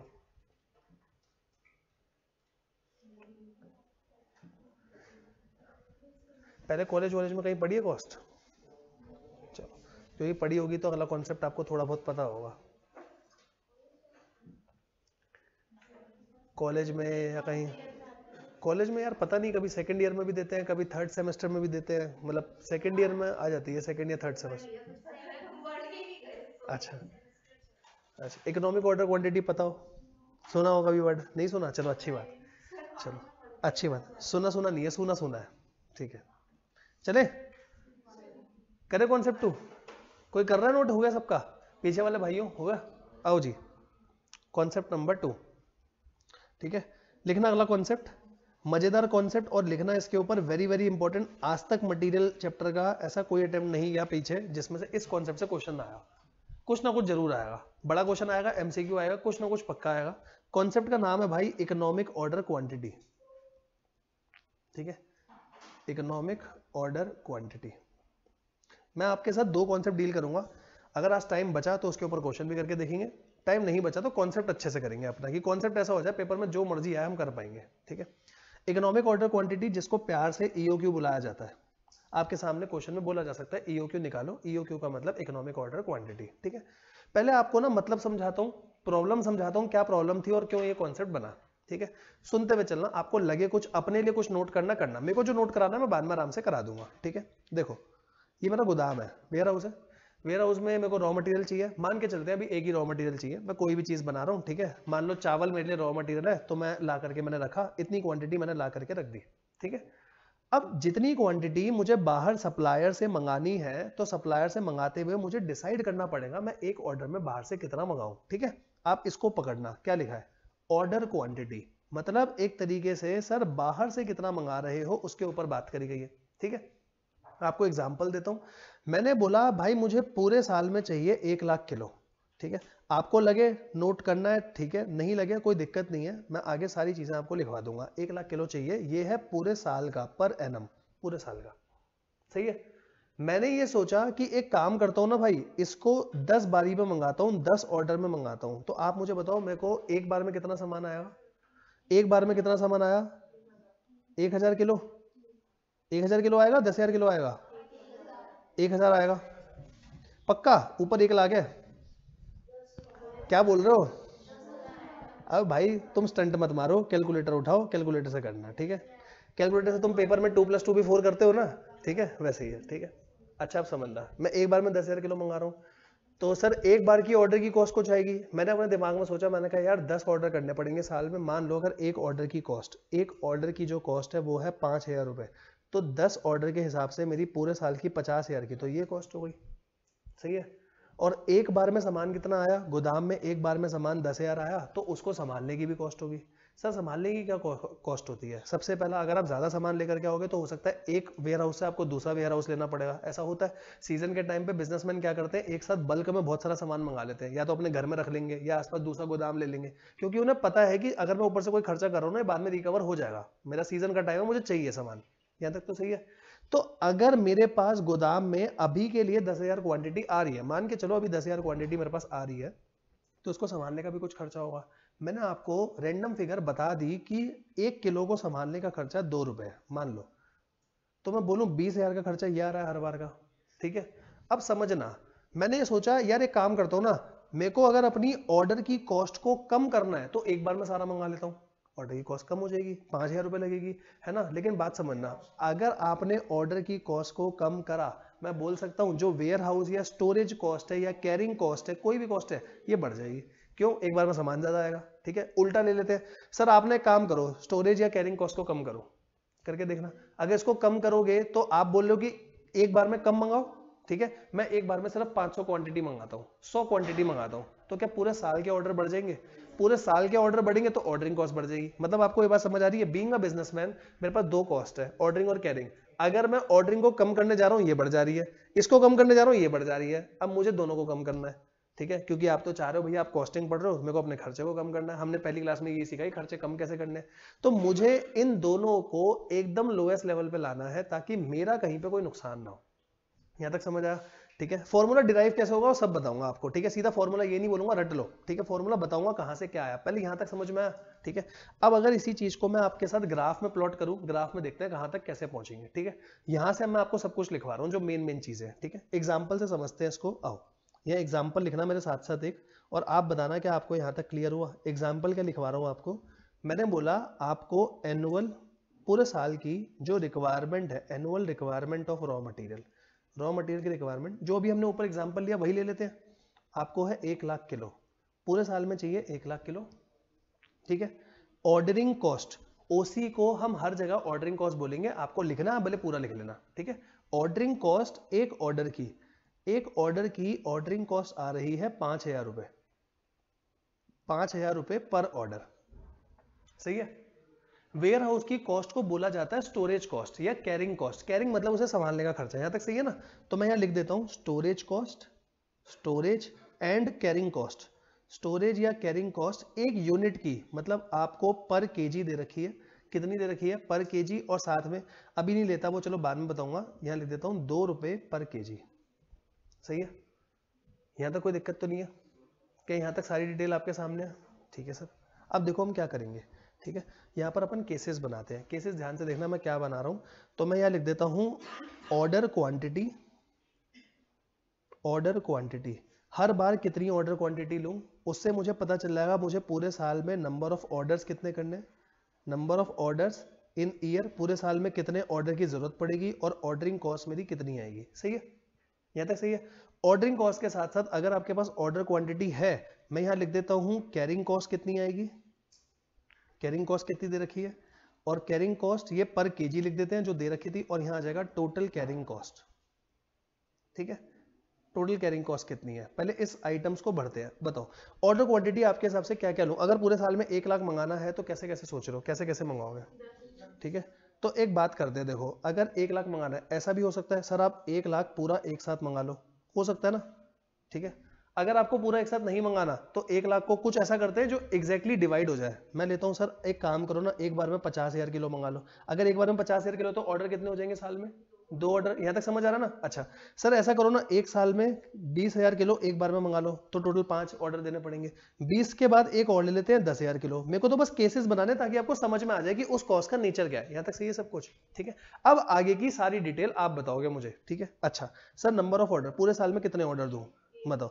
आपने कैसे निकाला? एक सर ऊपर 1 लाख केजी और डिवाइड बाय एक बार में जो मंगा रहे हो वो भी 1 लाख, तो ये आया एक ऑर्डर। यहाँ तक सही है।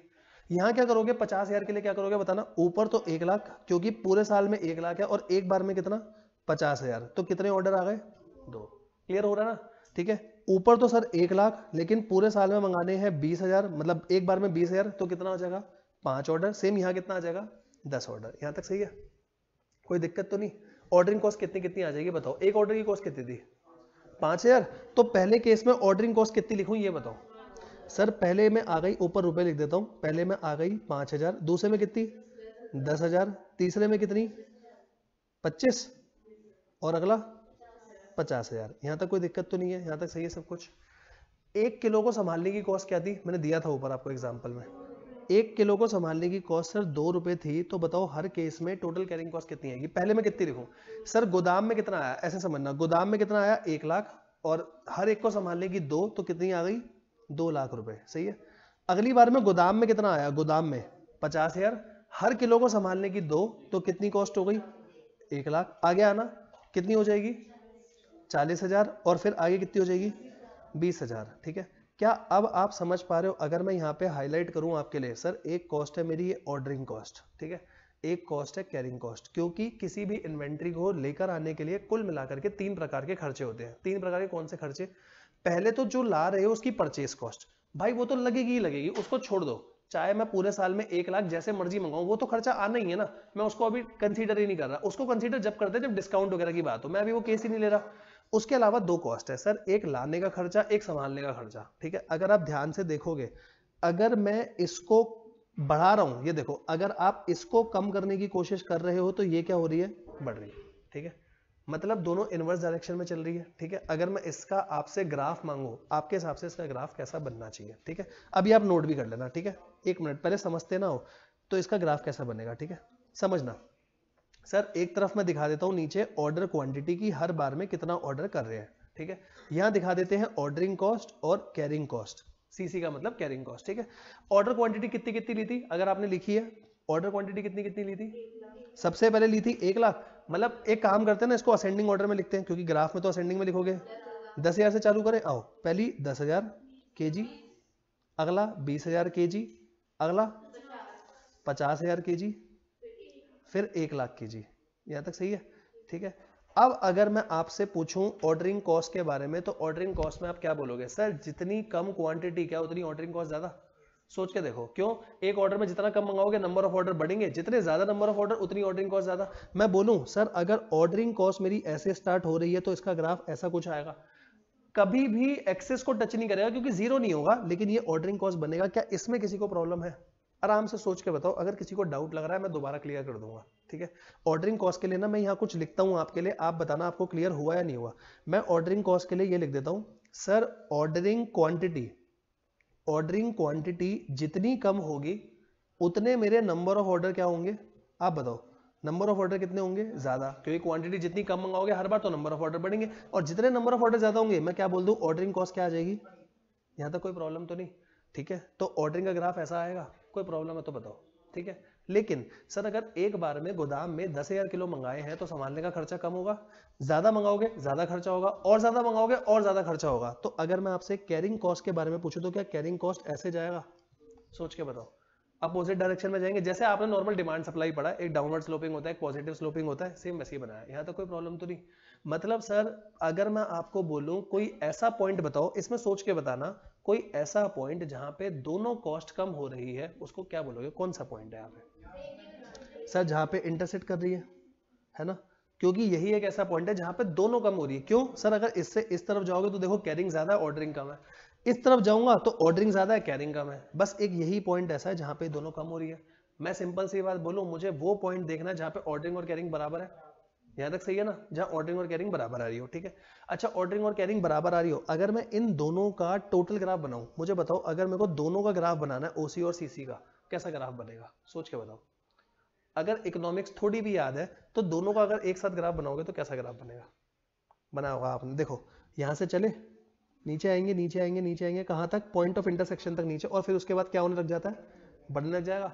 मैं बोलूं ये ओसी और सीसी का ग्राफ बनेगा, जैसे आपने नॉर्मल आपने कॉस्ट में सीखे होंगे मार्जिनल कॉस्ट, एवरेज कॉस्ट, तो ऐसे ही होता है ना, ठीक है। सम का ग्राफ हमेशा क्या आएगा, उससे ऊपर आएगा और जहां इंटरसेक्ट हो रहा है वहीं तक जाता है, उसके बाद बढ़ने लग जाता है वो। यहाँ तक सही है। अगर ये ऑर्डरिंग और कैरिंग कॉस्ट है, मेरा मुद्दा क्या था, मुझे इसको क्या करना है, कम करना है। ये कम कहां पर, कौन से पॉइंट पे सबसे कम हो रहा है, जिस पॉइंट पे इंटरसेक्शन हो रहा है। तो मैं बोलूं जहां पर ये इसको काटेगा, ये पॉइंट मेरा क्या बन जाएगा, इकोनॉमिक ऑर्डर क्वांटिटी, कि आप इतनी क्वांटिटी मंगाओ, आप चेक कर लेना आपकी कॉस्ट सबसे कम आ रही होगी। क्या पहले आपको इतना लॉजिक समझ में आया? मैंने नहीं बताया आपको फॉर्मूला मैं खुद डिराइव करा दूंगा, लेकिन पहले लॉजिक समझ में आया कि ईओक्यू निकलेगा कहां से। सर ईओक्यू उस पॉइंट से निकलेगा जहां पे ओसी और सीसी बराबर होंगे, जहां ऑर्डरिंग और कैरिंग बराबर होंगे, क्योंकि वही ऐसा पॉइंट है जहां टोटल मिनिमम होता है। यहां तक किसी को कोई दिक्कत? पक्का? लो अब नोट करो आप इतना, फिर इसके बाद फॉर्मूले पे चलते हैं, फॉर्मूला ड्राइव करेंगे। पहले आप ये एग्जांपल नोट करो। एग्जांपल में ऊपर क्वेश्चन नोट हो गया? क्वेश्चन हो गया था, ये लो, ये लो, पहले क्वेश्चन नोट कर लो, फिर नीचे का नोट कर लो, ठीक है। पहले कॉन्सेप्ट बिल्ड कराता हूं आपका पूरा, फिर आगे चलेंगे इसके बाद। एक बार कॉन्सेप्ट समझ आ गया ना, ईओक्यू के ऊपर कुल मिलाकर के हमें क्लास में कम से कम 30 से 35 क्वेश्चन करने हैं, ठीक है। सबसे इंपॉर्टेंट कॉन्सेप्ट है, ठीक है। ये लो यहां तक क्लियर है ना सब कुछ? कोई डाउट है तो पूछ लेना भाई। ओसी कैसे आएगा, देख भाई, ओसी का मतलब क्या है, आपने पूरे साल में कितने ऑर्डर दिए और एक ऑर्डर की कॉस्ट क्या है, ठीक है। पूरे साल में कितने ऑर्डर, वो कैसे आएंगे, सर पूरे साल में मंगाने 1 लाख, एक बार में कितने मंगा रहे हो, 10,000 मान लो, तो ऑर्डर कितने हो गए, 10 ऑर्डर। यहां तक ठीक है। 10 ऑर्डर, एक ऑर्डर की कॉस्ट है 5,000, तो टोटल कितनी हो गई, 50,000, ठीक है। और अच्छे से बताऊं फॉर्मूले की टर्म्स में क्या बनेगा, पूरे साल की रिक्वायरमेंट, ऊपर क्या लूंगा, पूरे साल की रिक्वायरमेंट डिवाइड बाय एक बार में कितना मंगा रहा हूं, तो इसको डिवाइड करके नंबर ऑफ ऑर्डर्स आ जाएंगे मेरे। नंबर ऑफ ऑर्डर को मल्टीप्लाई कर देंगे किससे, ऑर्डरिंग कॉस्ट पर ऑर्डर से, ठीक है। कैरिंग में कोई दिक्कत, ठीक है। अभी फॉर्मूले पे भी जाऊंगा, पहले लॉजिक समझ लो। कॉस्टिंग में जब तक आपके सामने लॉजिक रहेगा ना, आपको आसानी रहेगी। जहां फॉर्मूला आता है ना, आप सोचते हो पता नहीं क्या आ गया ये, ठीक है। इतना क्लियर है? करूं नीचे, ये लो ग्राफ बनाओ।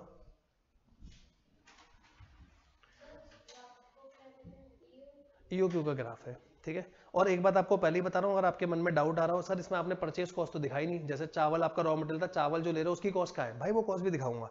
अभी मैंने दोनों रेलेवेंट कॉस्ट आपके सामने रखी है। रेलेवेंट कॉस्ट का मतलब ओसी और सीसी खाली सामने रखी है। परचेज कॉस्ट तो लगेगी ना वो तो। अगर आप पूरे साल में 1 लाख क्वांटिटी मंगा रहे हो, तो 1 लाख क्वांटिटी पे वो कॉस्ट भी आएगी।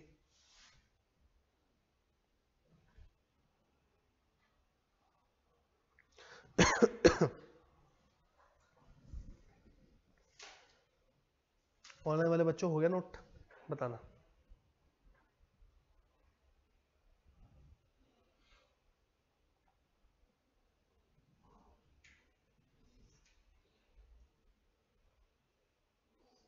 इसमें वन नोट चल नहीं रहा, वरना वन नोट पे आपको ग्राफ बना के दिखाता बढ़िया था।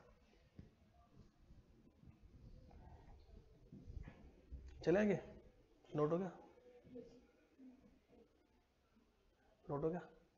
पीछे वाले बच्चों डन है? नीचे करूं? इसके बाद तो कुछ नोट नहीं करना मैंने, ये तो बस बताया था आपको। जैसे ऑर्डरिंग कॉस्ट अगर इसके साथ ये लिख ही रहे हो तो ये भी लिख लो, ऑर्डरिंग कॉस्ट और कैरिंग कॉस्ट। कैरिंग कॉस्ट में क्या होगा, अगर आपकी ऑर्डर की क्वांटिटी कम होती जा रही है, जितनी ऑर्डर की क्वांटिटी आपकी कम होगी, उस हिसाब से कैरिंग कॉस्ट भी क्या हो जाएगी, कम हो जाएगी, है ना। इन दोनों में पॉजिटिव रिलेशन रहता है और ऑर्डरिंग कॉस्ट में नेगेटिव रिलेशन रहता है, ठीक है।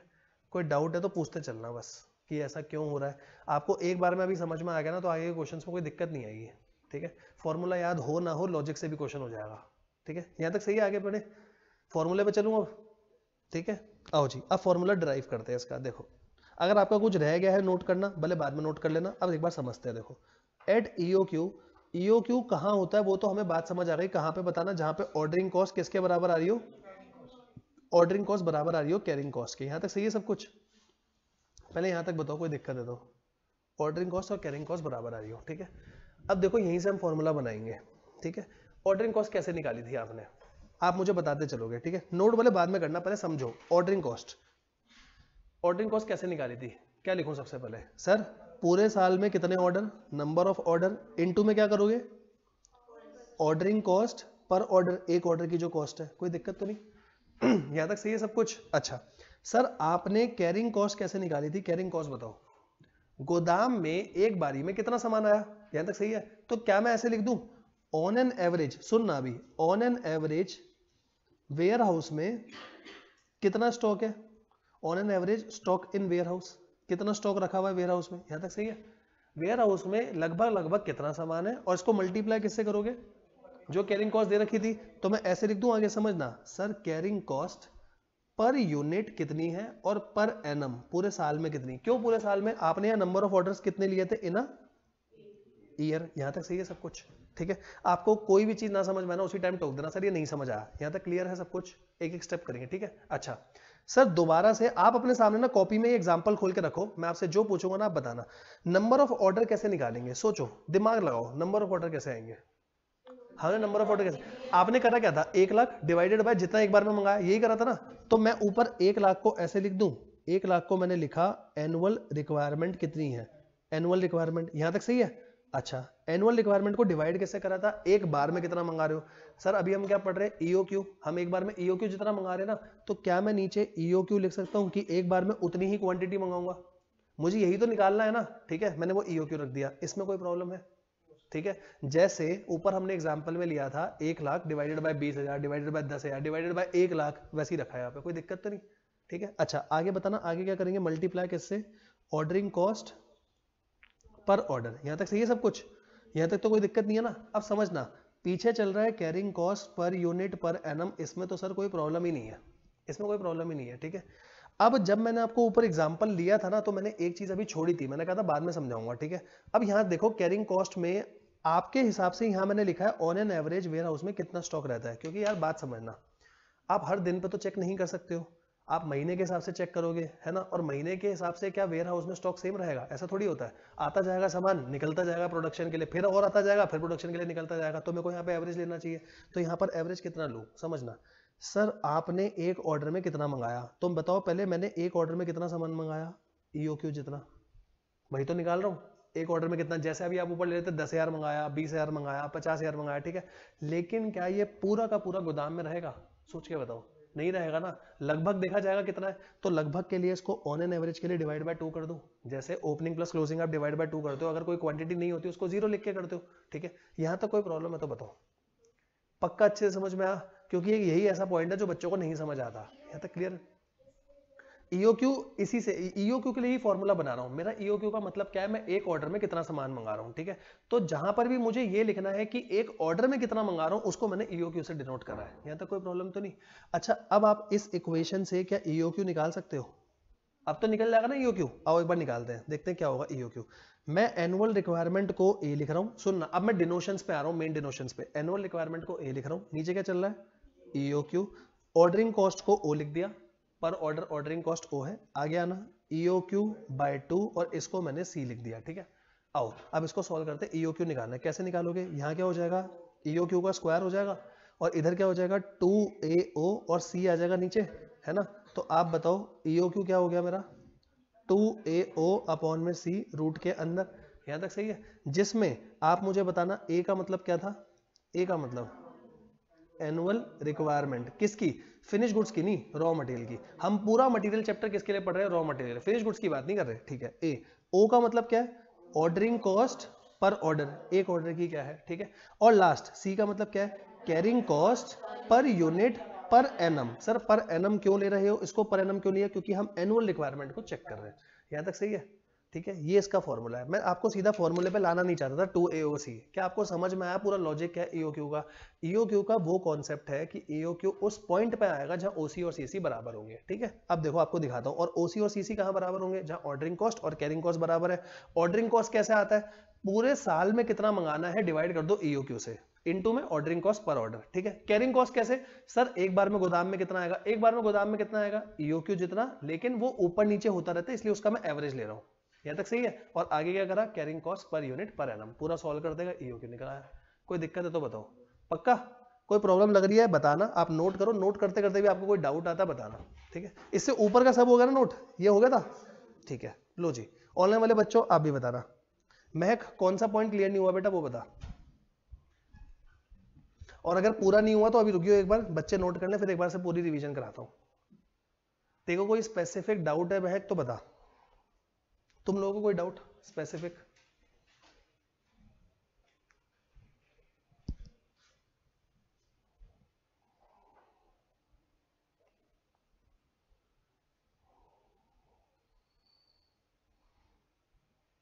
इसके ऊपर क्वेश्चन देखना, इतने छोटे छोटे से क्वेश्चन होते हैं, पेपर में आते हैं 5-5 नंबर के।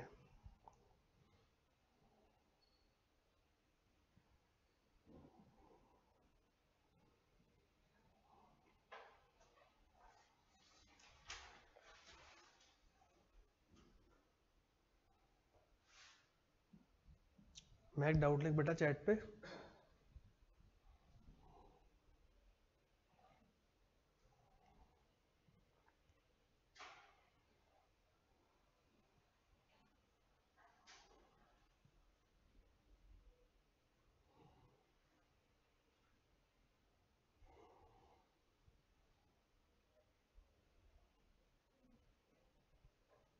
इतना हो गया, थोड़ा सा नीचे करूं?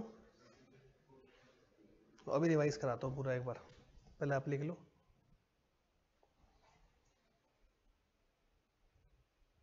अब तो फॉर्मूला याद करने का झंझट नहीं है ना।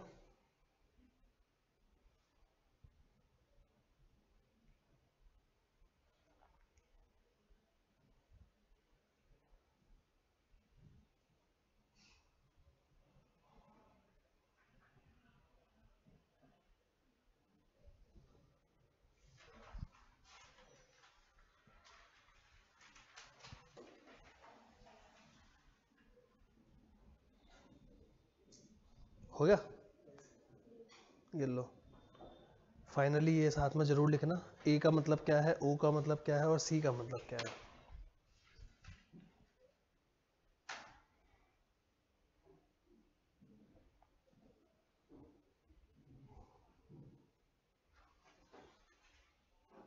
हाँ मैं कभी बता रहा हूँ बेटा।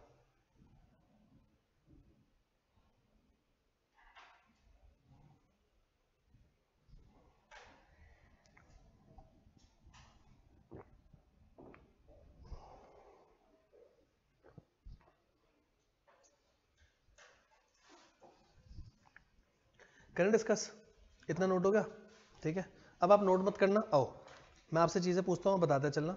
एक बार करते हैं पूरी रिवीजन। देखो आपने कॉन्सेप्ट स्टार्ट करा ईओक्यू। सबसे पहले एक बात बताओ, क्या ईओक्यू का एक नाम मैं और बोल सकता हूँ, री ऑर्डर क्वांटिटी? जब ऑर्डर कर रहे हो, दोबारा ऑर्डर कर रहे हो, कितना मंगाओगे? यहाँ तक सही है।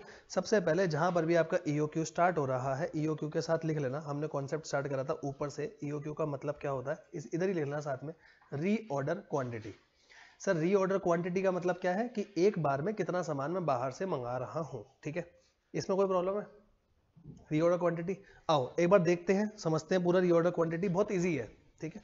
कॉन्सेप्ट समझना आपको एक बार में समझ में आ जाएगा। सर सबसे पहले ग्राफ से बताता हूं, तो ग्राफ से मतलब क्या है, ऑर्डर क्वांटिटी, देखो यहाँ ऑर्डर क्वांटिटी कम है, फिर ऑर्डर क्वांटिटी बड़ी बड़ी और बढ़ती चली गई। जितनी एक बार में आप क्वांटिटी मंगाओगे, क्या संभालने का खर्चा ज्यादा होगा? संभालने का खर्चा ज्यादा होगा तो ये ग्राफ ऐसे जाएगा, कैरिंग कॉस्ट, है ना। जितनी ज्यादा क्वांटिटी, समझो जितनी ज्यादा क्वांटिटी बढ़ाओगे वैसे वैसे खर्चा बढ़ेगा, लेकिन जितनी ज्यादा क्वांटिटी एक ऑर्डर में बढ़ाओगे उससे ऑर्डरिंग कॉस्ट कम होगी, तो ऑर्डरिंग कॉस्ट ऐसे जाएगी, ठीक है। आप ऐसे देख लो, जितनी अभी क्वांटिटी इतनी थी तो ऑर्डर ज्यादा लग रहे थे, ऑर्डर ज्यादा लग रहे थे, इसलिए देखो ऑर्डरिंग कॉस्ट ज्यादा आ रही है। अभी क्वांटिटी बहुत ज्यादा हो गई, ठीक है, जितनी ज्यादा हो गई ऑर्डर कम लगेंगे, ऑर्डर जितने कम लगेंगे तो ऑर्डरिंग कॉस्ट कम हो गई। यहाँ तक सही है? यहाँ तक कोई प्रॉब्लम तो नहीं है ना। तो इन दोनों का जो ये पॉइंट ऑफ इंटरसेक्शन आया, इस पॉइंट ऑफ इंटरसेक्शन को हम बोलते हैं कि सर जब आप ऑर्डरिंग और कैरिंग कॉस्ट का ग्राफ बनाओगे तो ये वो ग्राफ है जहां पे ये कॉस्ट आपकी कम आ रही है, और कम आ रही है, इसी पॉइंट को हम क्या बोलेंगे, ये पॉइंट क्या है आपका, ईओक्यू। यहाँ तक कोई प्रॉब्लम?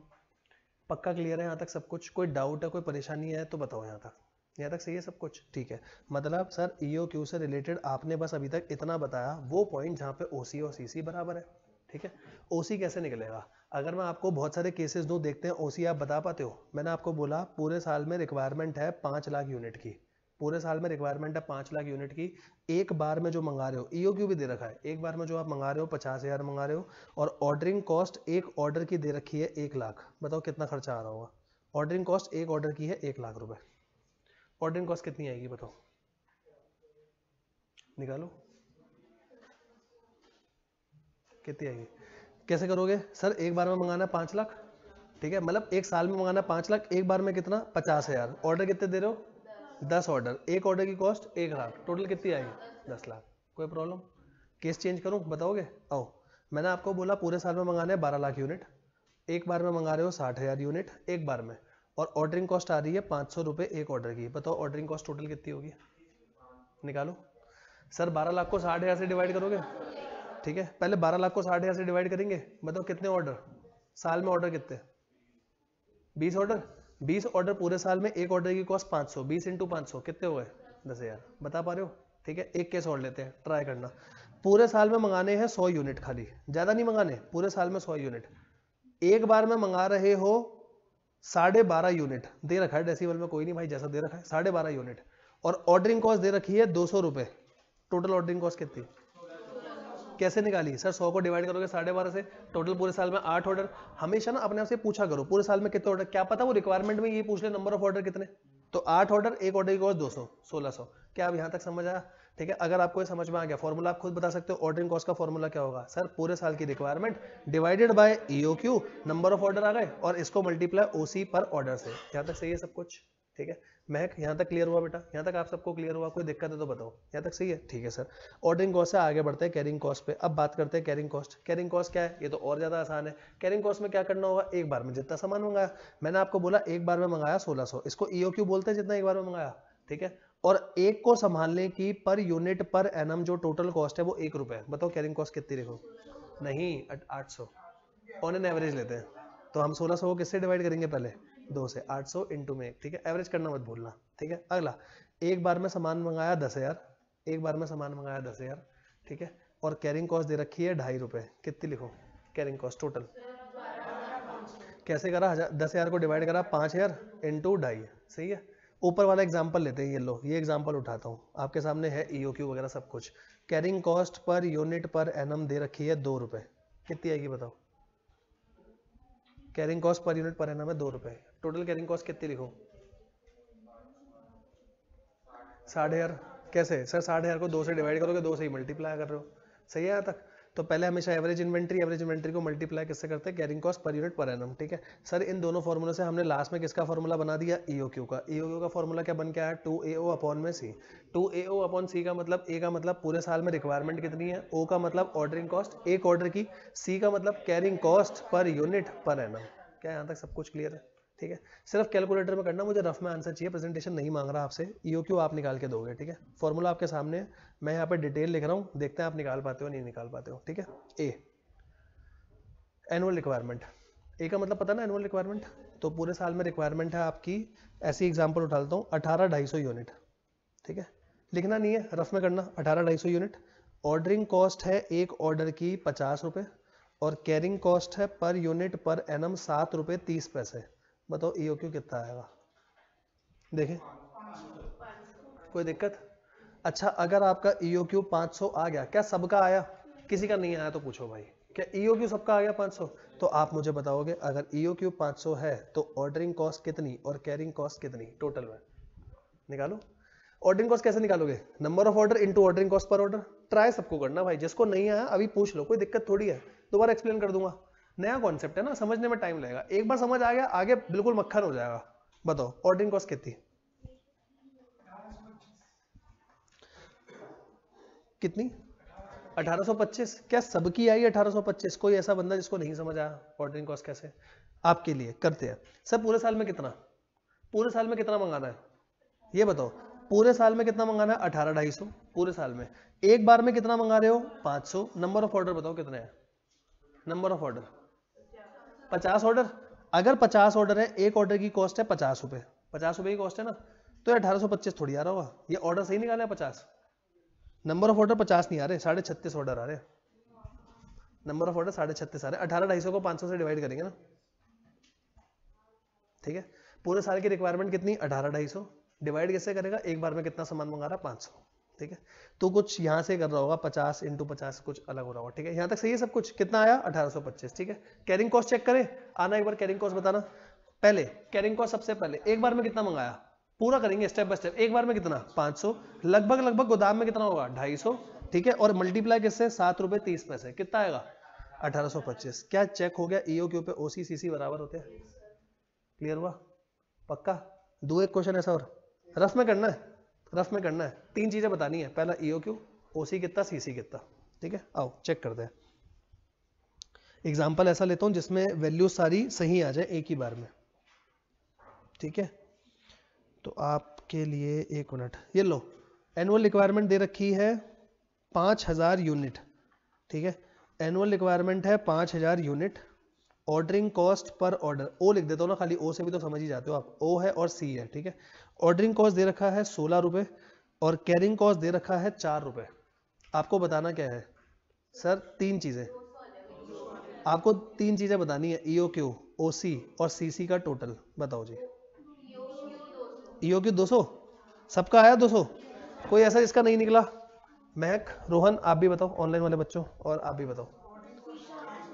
ऑर्डरिंग कॉस्ट कितनी सर? 400 कैसे आई?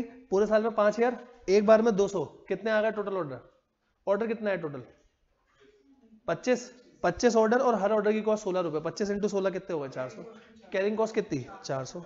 अब ऐसा नहीं पेपर में तुमने ऑर्डर निकाली तो सीसी ऐसी लिख दी, चेक करके दिखाना, तभी पता चलेगा ना हमने सही करा नहीं। यहाँ तक सही है सब कुछ, ठीक है। इसी में चेंज करूं थोड़ा सा, लो ये है आपका 5000, ये है 16, ये चेंज होके हो गया 2 रुपए 56 पैसे।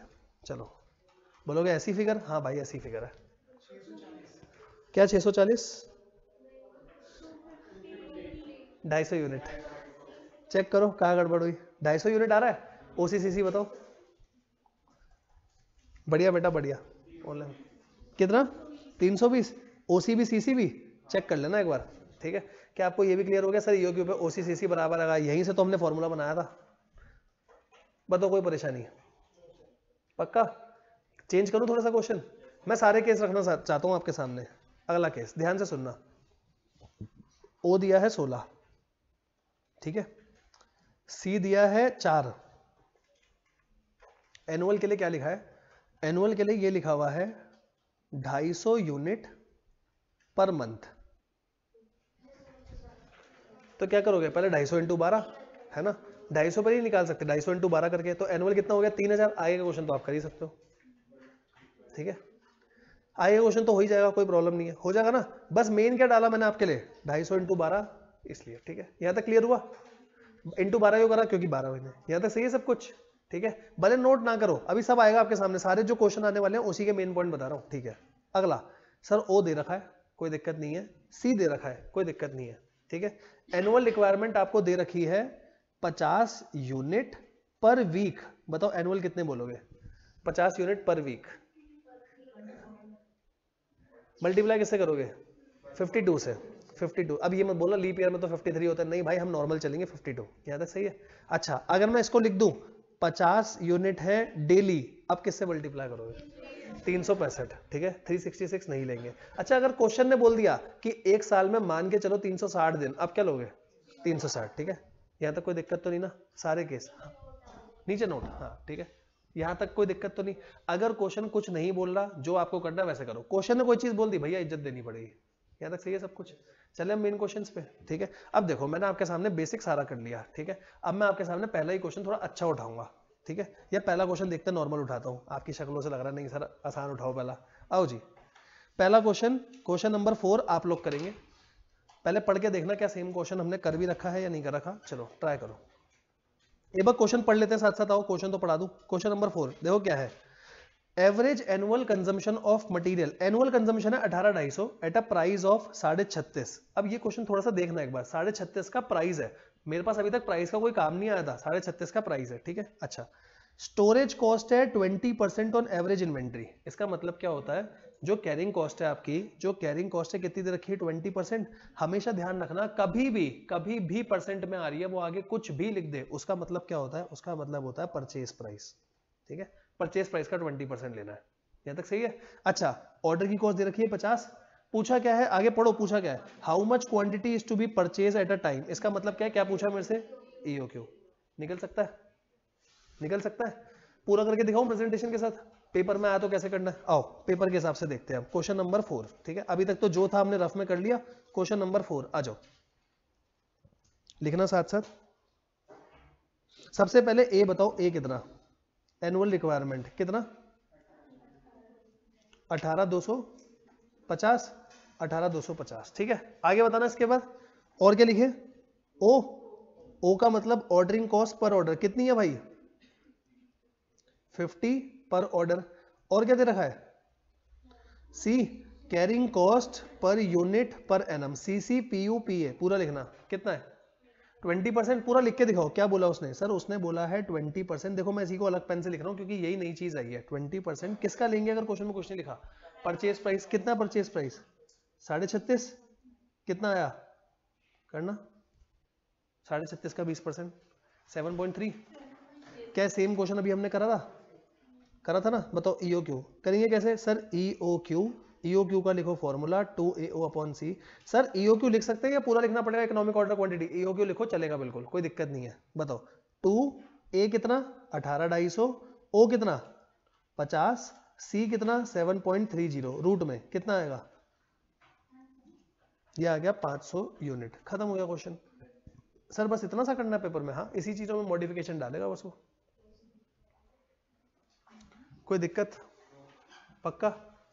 ठीक है। एक चीज नई सीखी है इस क्वेश्चन में, क्या? अगर आपको सीसी कभी भी परसेंटेज में दे रखी है, हमेशा चाहे वो कुछ भी लिख दे आगे, हमेशा परचेज प्राइस या यूनिट प्राइस कुछ भी बोल सकता है। ठीक है, कोई दिक्कत? चल सकते हैं आगे? चलो आओ अगला क्वेश्चन। पहले आपको दे रहा हूं 2 मिनट, ट्राई करके देखो। अगर आपका कॉन्सेप्ट अच्छा बना हुआ आप ट्राई कर सकते हो। ठीक है, नहीं होगा साथ में करेंगे, ट्राई तो करो। ये लो, ये हो गया ना नोट? ये लो, कौन सा करना है मैं बता रहा हूं। क्वेश्चन नंबर 3 आपको पहले ट्राई करना है, देखते हैं सही निकाल पाते हो। मैं पढ़वा देता हूं question. Annual carrying cost of material X is 3.60 per unit. Carrying cost दे रखी है 3.60, जैसे हम लिखते हैं ना पर यूनिट पर एनम, तो वो 1 यूनिट की दे रखी है 3.60 रुपए और टोटल कैरिंग कॉस्ट भी दे रखी है। टोटल कैरिंग कॉस्ट कैसे आती थी? Total carrying cost EOQ/2 average inventory into में carrying cost per unit per annum, यही करते थे ना। उसने टोटल दे रखी है, कह रहा है इकोनॉमिक ऑर्डर क्वांटिटी बताओ। और देखो आगे, if there is no safety stock. मैंने तो कॉन्सेप्ट पढ़ाया नहीं अभी सेफ्टी स्टॉक का, छोड़ दो, कुछ है ही नहीं, वैसे भी इग्नोर करना है ना। बाकी क्वेश्चन आपके सामने। EOQ निकाल के देखो, क्या निकाल पा रहे हो? EOQ इजी क्वेश्चन है, जरूरी थोड़ी हर बार AOC देगा आपको। MCQ में पूछा जा सकता है क्वेश्चन। ऑनलाइन वाले बच्चों आप भी ट्राई करो। टोटल कैरिंग कॉस्ट दे रखी है, जो हम निकालते थे ना CC टोटल कैरिंग कॉस्ट, वो दे रखी है EOQ/2 इंटू CC PUPA। 5,000 आया? 5,000? चलो, जिनका आया बढ़िया, एकदम सही आया। ठीक है, और जिनको नहीं समझ आया अभी समझाता हूं क्या होगा क्वेश्चन। देखो जरूरी नहीं है कि वो EOQ के हर क्वेश्चन में आपको AOC देगा, जरूरी नहीं है ये चीज।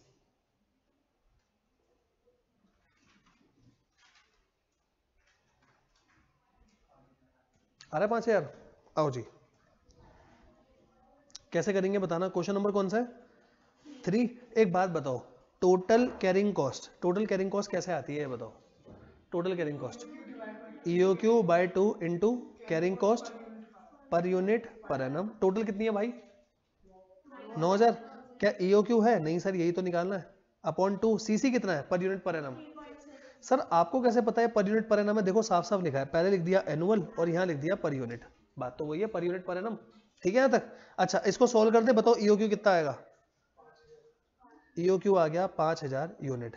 तो भाई देखो वो कैसे भी घुमा सकता है, अगर आपको लॉजिक सही पता है ना, कोई दिक्कत नहीं आएगी। ये छोटे छोटे से क्वेश्चन है, MCQ में पूछे जा सकते हैं। जब से MCQ आए तो इन क्वेश्चंस की संभावना बढ़ गई है, 2-2 मार्क्स में पूछे जा सकते हैं। सही है, चलें आगे। एक क्वेश्चन आप करोगे? चलो, अब तो प्रेजेंटेशन पता है ना, ऐसी प्रेजेंटेशन है, कुछ नहीं करना, AOC लिखना और EOQ निकालना बस। ठीक है, करे? आओ जी, ये नोट हो गया? ऑनलाइन वाले बच्चों आओ, कहां तक हो गया? 3 हो गया, 4 हो गया, आगे चलते हैं। Question number 50। चलो ठीक है, 50 करते हैं। एक बार पहले मेरे साथ साथ पढ़ना question number 5, sorry question number 5 करेंगे। देखो, about 50 item are require every day. हर दिन के 50 है। आपको पता क्या करना है? आपको पता है, ठीक है, बोलना नहीं है, खुद ट्राई करना है। ठीक है, अ फिक्स कॉस्ट ऑफ 50 पर ऑर्डर इज इनकर फॉर प्लेसिंग एन ऑर्डर। ये कौन सी कॉस्ट है? Ordering cost per order. कोई दिक्कत? ठीक है सर, आगे आना। इन्वेंट्री की कैरिंग कॉस्ट पर आइटम, ध्यान से थोड़ा सा, क्या लिखा है? पर आइटम 0.02 है पर डे। मुझे कैसे चाहिए होती है? पर यूनिट पर एनम, तो इसको किससे मल्टीप्लाई करूंगा? 365। ठीक है, पर डे दे रखा, ध्यान से, यहां तक सही है। अच्छा आगे आना। Lead period is 32 days. क्या होता है लीड पीरियड? हमने पढ़ा नहीं, और वैसे भी अभी आपको धक्का देना है, लीड पीरियड का कोई काम नहीं है, अभी बाद में समझाऊंगा। वैसे लीड पीरियड का मतलब क्या होता है? सप्लायर से मेरे यहां तक आने में कितना टाइम लगेगा, उसको लीड पीरियड बोलते हैं। जैसे आप जोमेटो पे कुछ ऑर्डर करते हो, लिखा आता ना एस्टिमेटेड टाइम अराइवल का आधे घंटे में आएगा, वैसे ये है कि 32 दिन में सामान आएगा, उसका कोई लेना देना अभी नहीं है। ठीक है, पढ़ो, पहले बोला ईओक्यू निकालना है, मैंने आपको ईओक्यू समझा रखा है, आप उतना ही करोगे। रीऑर्डर लेवल अभी हमने नहीं समझा, आप बोलोगे सर रीऑर्डर क्वांटिटी समझा तो था, रीऑर्डर क्वांटिटी नहीं लिखा, रीऑर्डर लेवल लिखा है, क्या होता है अभी छोड़ दो, मैंने नहीं समझाया आपको, तो ये पार्ट अभी आपको नहीं करना, ठीक है। आ गया ना। नंबर ऑफ ऑर्डर निकाल सकते हो पर ईयर, इतना काम कर सकते हो, तो इतना काम आपको करना है, एक ईओक्यू, एक number of order per year, ठीक है। अच्छा, एसोसिएटेड कॉस्ट का मतलब क्या होता है? एसोसिएटेड कॉस्ट का मतलब होता है ऑर्डरिंग और कैरिंग का टोटल, ये भी आप बता सकते हो, है ना। करो, इतना पार्ट आप करो पहले, ट्राई करके देखो, फिर पूरा क्वेश्चन मैं करवाऊंगा आपको।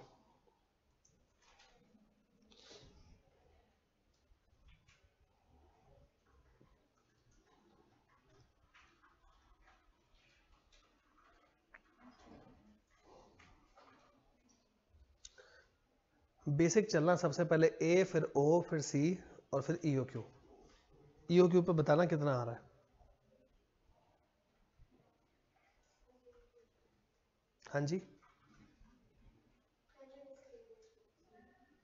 पहले जैसे ही बन रहा है सेम, कितना 500, सही है। सीसी 7.30 आ रहा है, 500 यूनिट आ गया। ओसीसीसी, नंबर ऑफ ऑर्डर भी निकालने, अलग से ध्यान रखना, नंबर ऑफ ऑर्डर कितने बोलोगे?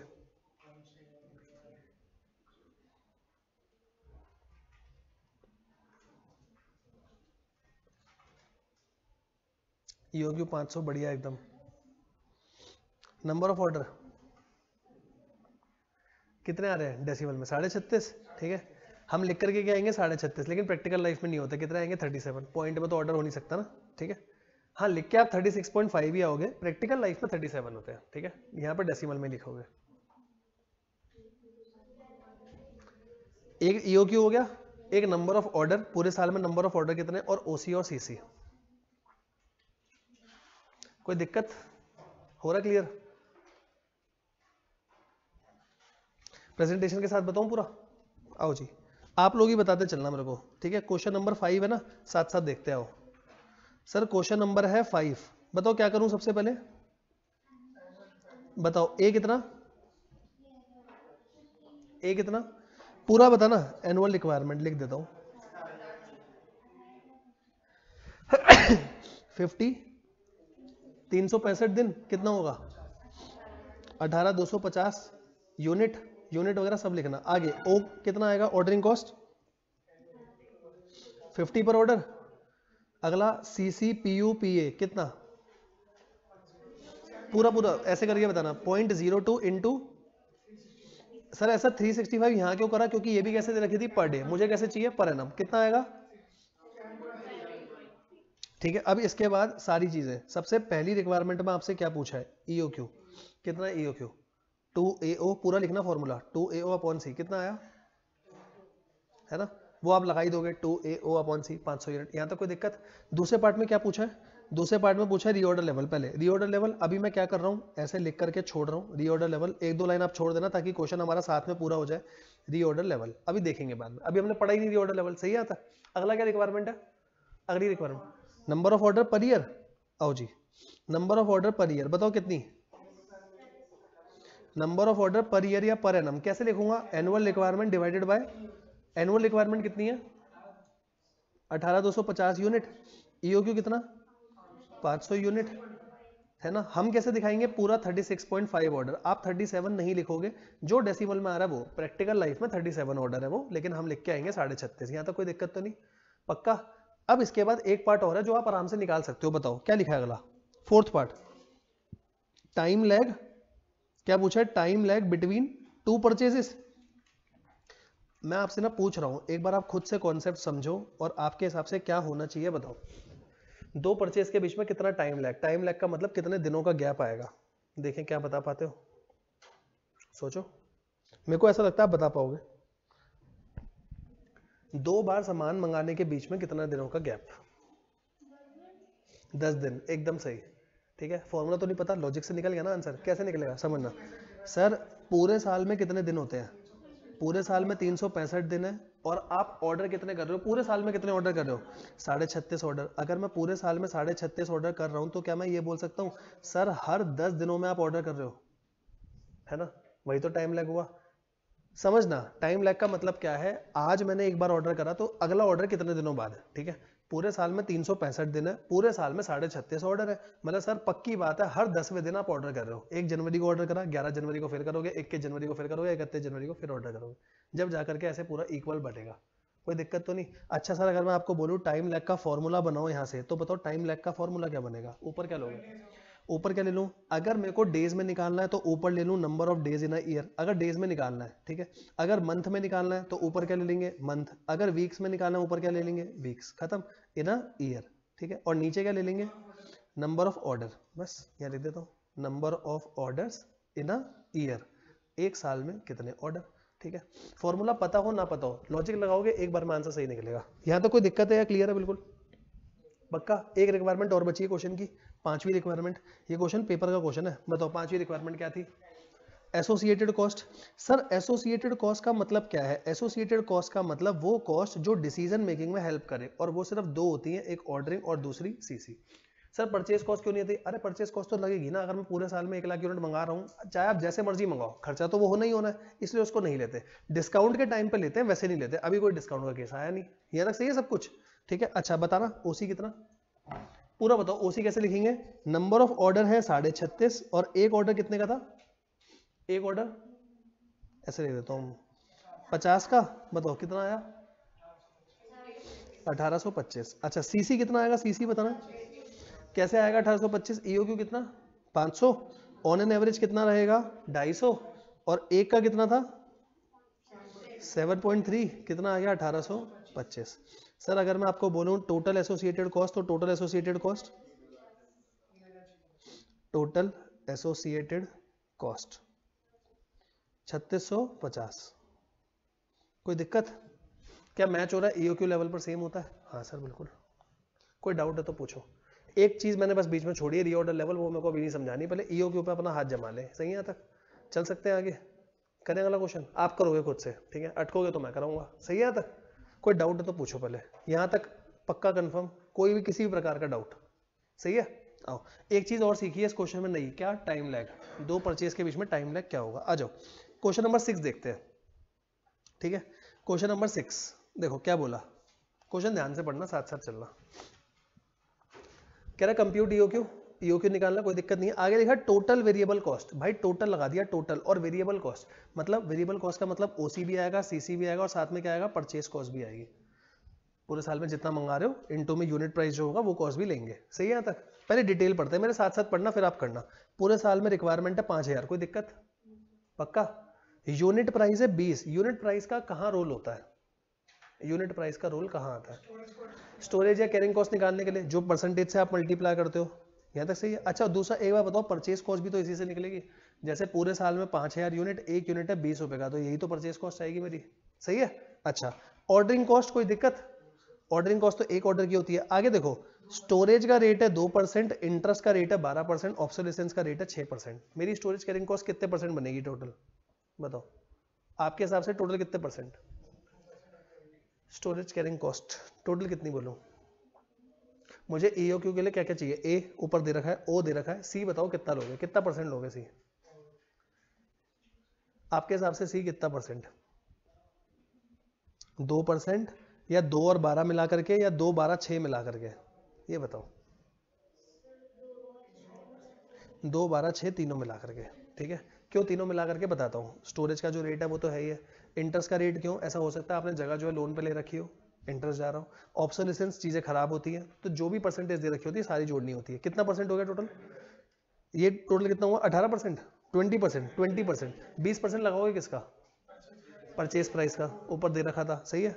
इतना क्वेश्चन कर सकते हो ना, इतने क्वेश्चन में कोई दिक्कत तो नहीं। अच्छा पहले आपने इतना क्वेश्चन कर लिया, मान लेते हैं आगे का पार्ट, क्योंकि पूरा आप ही को करना। आगे का क्या बोला, फिर से टोटल वेरिएबल कॉस्ट निकालो for item if an incorrect price of 12.80 is used, मतलब अब यूनिट प्राइस चेंज कर दिया, जो ऊपर 20 रुपए का प्राइस दे रखा है वो कितना कर दिया 12 रुपए 80 पैसे।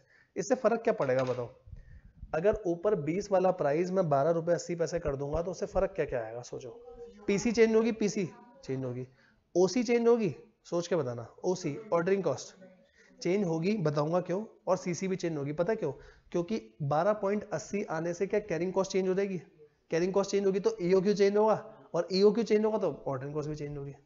कर सकते हो क्वेश्चन, ठीक है। तो इस क्वेश्चन को, ये क्वेश्चन भी पेपर का क्वेश्चन है और आईसीआई का अपना इलस्ट्रेशन है। अगर इस क्वेश्चन को मुझे पेपर में टाइम से करना है तो आपकी प्रेजेंटेशन क्या रहनी चाहिए, आप लोगों से पूछता हूँ, सोचो थोड़ा सा। क्या मैं अलग अलग करूं, पहले पूरा फर्स्ट पार्ट करूं फिर दूसरा पार्ट करूं, या कैसे करूं, या 2 कॉलम बनाऊं और सारा एक साथ कर दूं, वो ज्यादा आसान पड़ेगा ना। तो देखो, क्या मैं इसकी ऐसी प्रेजेंटेशन रख सकता हूं, देखो थोड़ी बहुत प्रेजेंटेशन आप अपने हिसाब से चेंज कर सकते हो बिल्कुल। क्वेश्चन कौन सा है, ठीक है।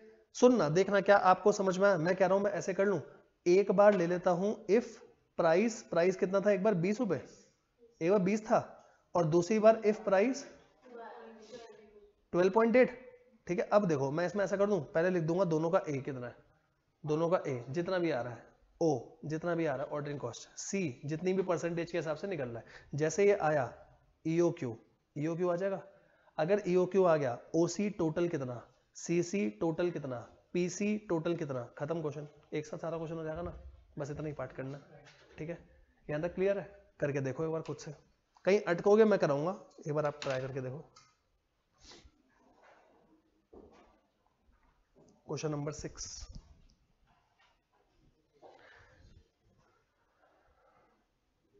आप बताना अच्छा क्वेश्चन है, इस क्वेश्चन पे इंपॉर्टेंट लिखना। और मेरे हिसाब से कैटेगरी ए क्वेश्चन है जो आपको पेपर से पहले रिवाइज करना चाहिए, ठीक है, क्योंकि इसमें है 1-2 पॉइंट बढ़िया।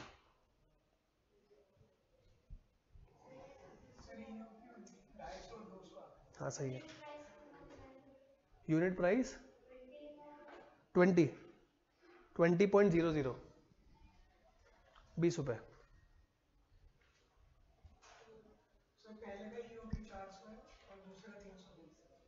पहले का ईओक्यू ओसी,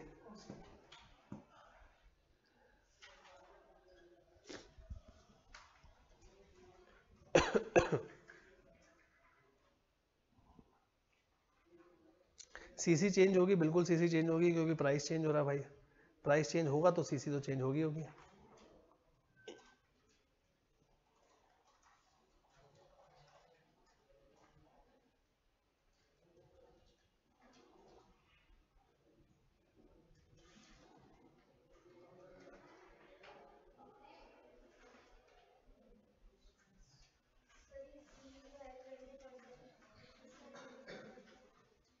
यूनिट प्राइस कितना होता है, 20।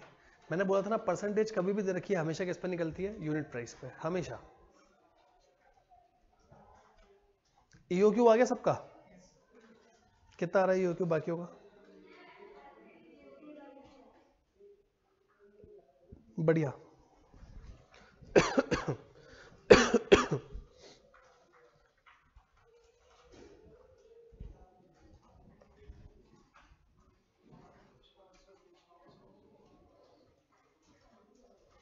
दो 200 यूनिट सही है रोहन।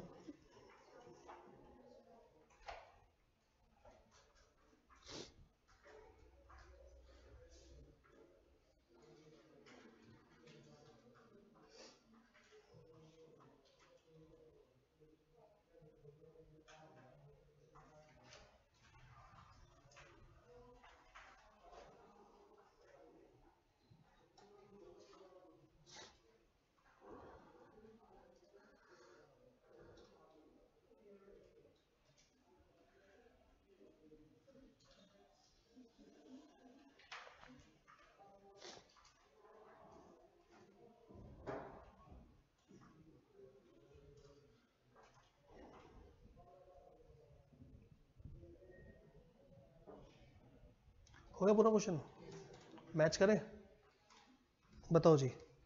आओ मैं भी यहीं पे कर देता हूँ। सबसे पहले आप मुझे बताओ ए कितना, ये हटा देता हूँ, ठीक है। ए 5000, ठीक है, पूरा लिखना 5000 यूनिट्स, ठीक है, ये भी 5000 यूनिट। ओ कितना, ओ 16, ओ है 16 रुपए पर ऑर्डर, 16 रुपए। सी बताओ, सी कितना लिखेंगे, ठीक है। अब देखो लिखोगे कैसे वो समझना, अगर पेपर में आएगा कैसे लिखोगे, पूरा 2 12 6 है ना, तो आप इस तरीके से लिखो, 2% प्लस कितना था, 12% प्लस 6%, और किसका लगाएंगे, यूनिट प्राइस का। यूनिट प्राइस कितना है, यहाँ क्या करूंगा, 2 12 और 6%, यूनिट प्राइस कितना है 12.80, कितना आएगा एक का 4 और एक का 2.56। कोई प्रॉब्लम? ईओक्यू बताना कितना कितना आया। ईओक्यू आया 200 यूनिट और दूसरा 250 यूनिट। बढ़िया। आगे बताना ओसी कितना। ओसी पूरा निकाल के दिखा देते हैं। ओसी के लिए क्या करोगे, number of order. Number of order कैसे आएंगे बताओ, 5000 डिवाइड बाय 200, ये हुए नंबर ऑफ ऑर्डर इनटू में 16, कितना आया 400। इधर बताओ क्या करूंगा, 5000 divided by 250 number of order into 16, कितने हो गए 320। यहां तक किसी को कोई प्रॉब्लम? पक्का? कोई प्रॉब्लम है तो पूछो। सही है। सीसी बताना, सीसी कितना। पहले कैसे लिखोगे, पहले का 200 डिवाइड बाय 2 इंटू 4, 400। दूसरी तरफ कितना लिखूं, 250 डिवाइड बाय 2 इंटू 2.56, कितना होगा 320। टोटल कितना हो गया। अच्छा, टोटल करने से पहले पीसी भी तो लिखना पड़ेगा ना। पीसी कितना बताओ, पूरे साल में कितने यूनिट, पूरे साल में 5000, एक का प्राइस कितना 20, कितना हो गया 1 लाख, ये हुआ 1 लाख। और इधर क्या करोगे, पूरे साल में 5000, एक का प्राइस कितना 12.8, कितना हो गया 64,000। बताओ कितना लिखो, टोटल बताओ। पीसी ओसी सीसी का टोटल कितना हो गया, टोटल वेरिएबल कॉस्ट। यहां लिख देता हूं आगे, टोटल वेरिएबल कॉस्ट बताओ कितनी आई, 1,08,000 और दूसरा 64,000। लो भाई, कोई दिक्कत है तो बताओ। ये क्वेश्चन पेपर का क्वेश्चन, आईसीआई का इलस्ट्रेशन है, छोड़ के नहीं जाना। क्लियर हुआ? कोई डाउट है तो बताओ। सीसी फर्स्ट केस में 400, हाँ सही है भाई, ठीक है। कोई प्रॉब्लम यहाँ तक? पक्का? कोई भी दिक्कत लग रही हो पूछो। किसको? एवरेज, एवरेज ईओक्यू को 2 से डिवाइड करते हैं ना, ठीक है, वो पॉइंट सबसे इंपॉर्टेंट है, ठीक है। और बताओ, और कोई दिक्कत लग रही हो, कोई प्रॉब्लम? पक्का? कोई दिक्कत है? कौन सा?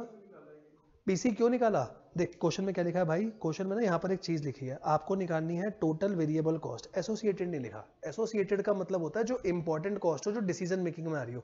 टोटल का मतलब है जो जो कॉस्ट है सारी लो, तो ओसी और सीसी तो लेंगे, साथ में एक कॉस्ट और कौन सी लेंगे, परचेस कॉस्ट, कि पूरे साल में आप जितने यूनिट मंगा रहे हो उसको यूनिट प्राइस से मल्टीप्लाई करना पड़ेगा, ठीक है। आपको एक चीज और दिखाऊं यहाँ पे, अगर आप ध्यान से देखो, आपने यहाँ पर भी 5000 यूनिट लिए, यहाँ पर भी 5000। पीसी सिर्फ चेंज क्यों हुआ, क्योंकि प्राइस चेंज हुआ। अगर प्राइस नहीं चेंज होता तो पीसी पे कोई फर्क पड़ता नहीं, इसीलिए इसको एसोसिएटेड नहीं बोला जाता, क्योंकि इंपॉर्टेंट कॉस्ट नहीं है ना। पीसी तो आएगा ही आएगा भाई, जब तक डिस्काउंट का केस नहीं है तब तक इंपॉर्टेंट नहीं है। डिस्काउंट आएगा तो ये कॉस्ट भी इंपॉर्टेंट हो जाएगी।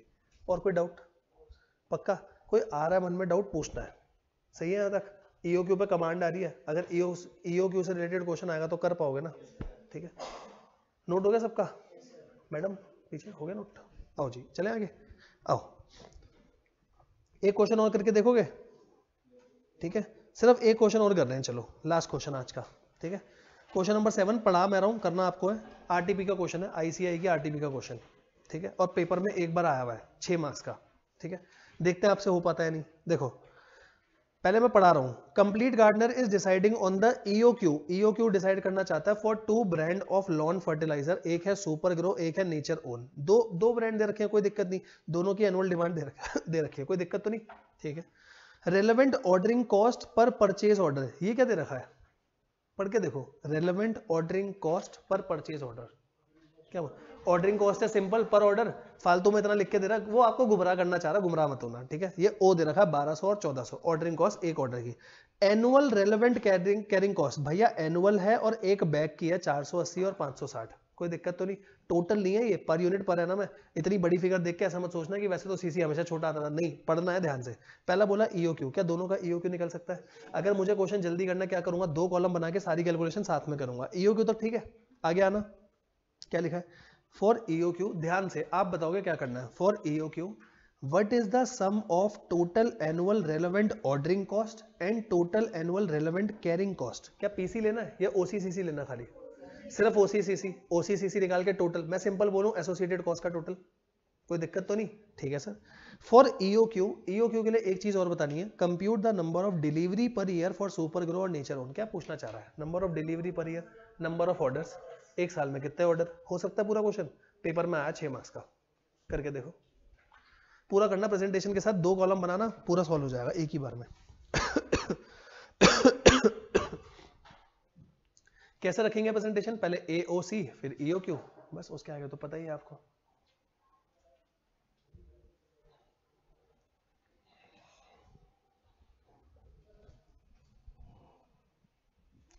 बस जिससे नहीं हो रहा हो ना, कुछ नहीं समझ आ रहा हो भाई, पूछना,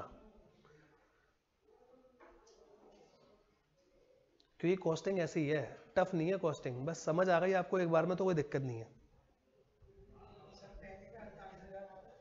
48,000 ये तूने क्या बताया टोटल? OC और CC? हाँ ठीक है,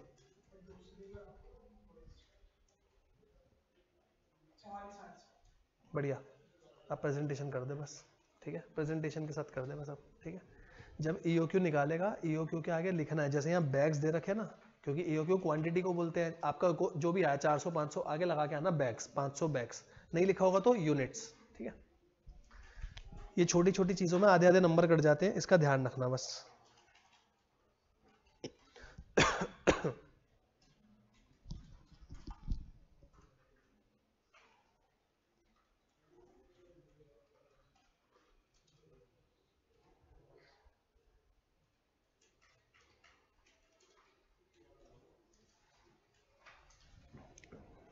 ऑनलाइन वाले बच्चों, रोहन, महक, कोई डाउट बेटा यहाँ तक? और जो भी बच्चे बाकी भी देख रहे हैं, कोई दिक्कत है, कोई परेशानी है बताओ, और ये हो रहा सॉल्व तो बताओ।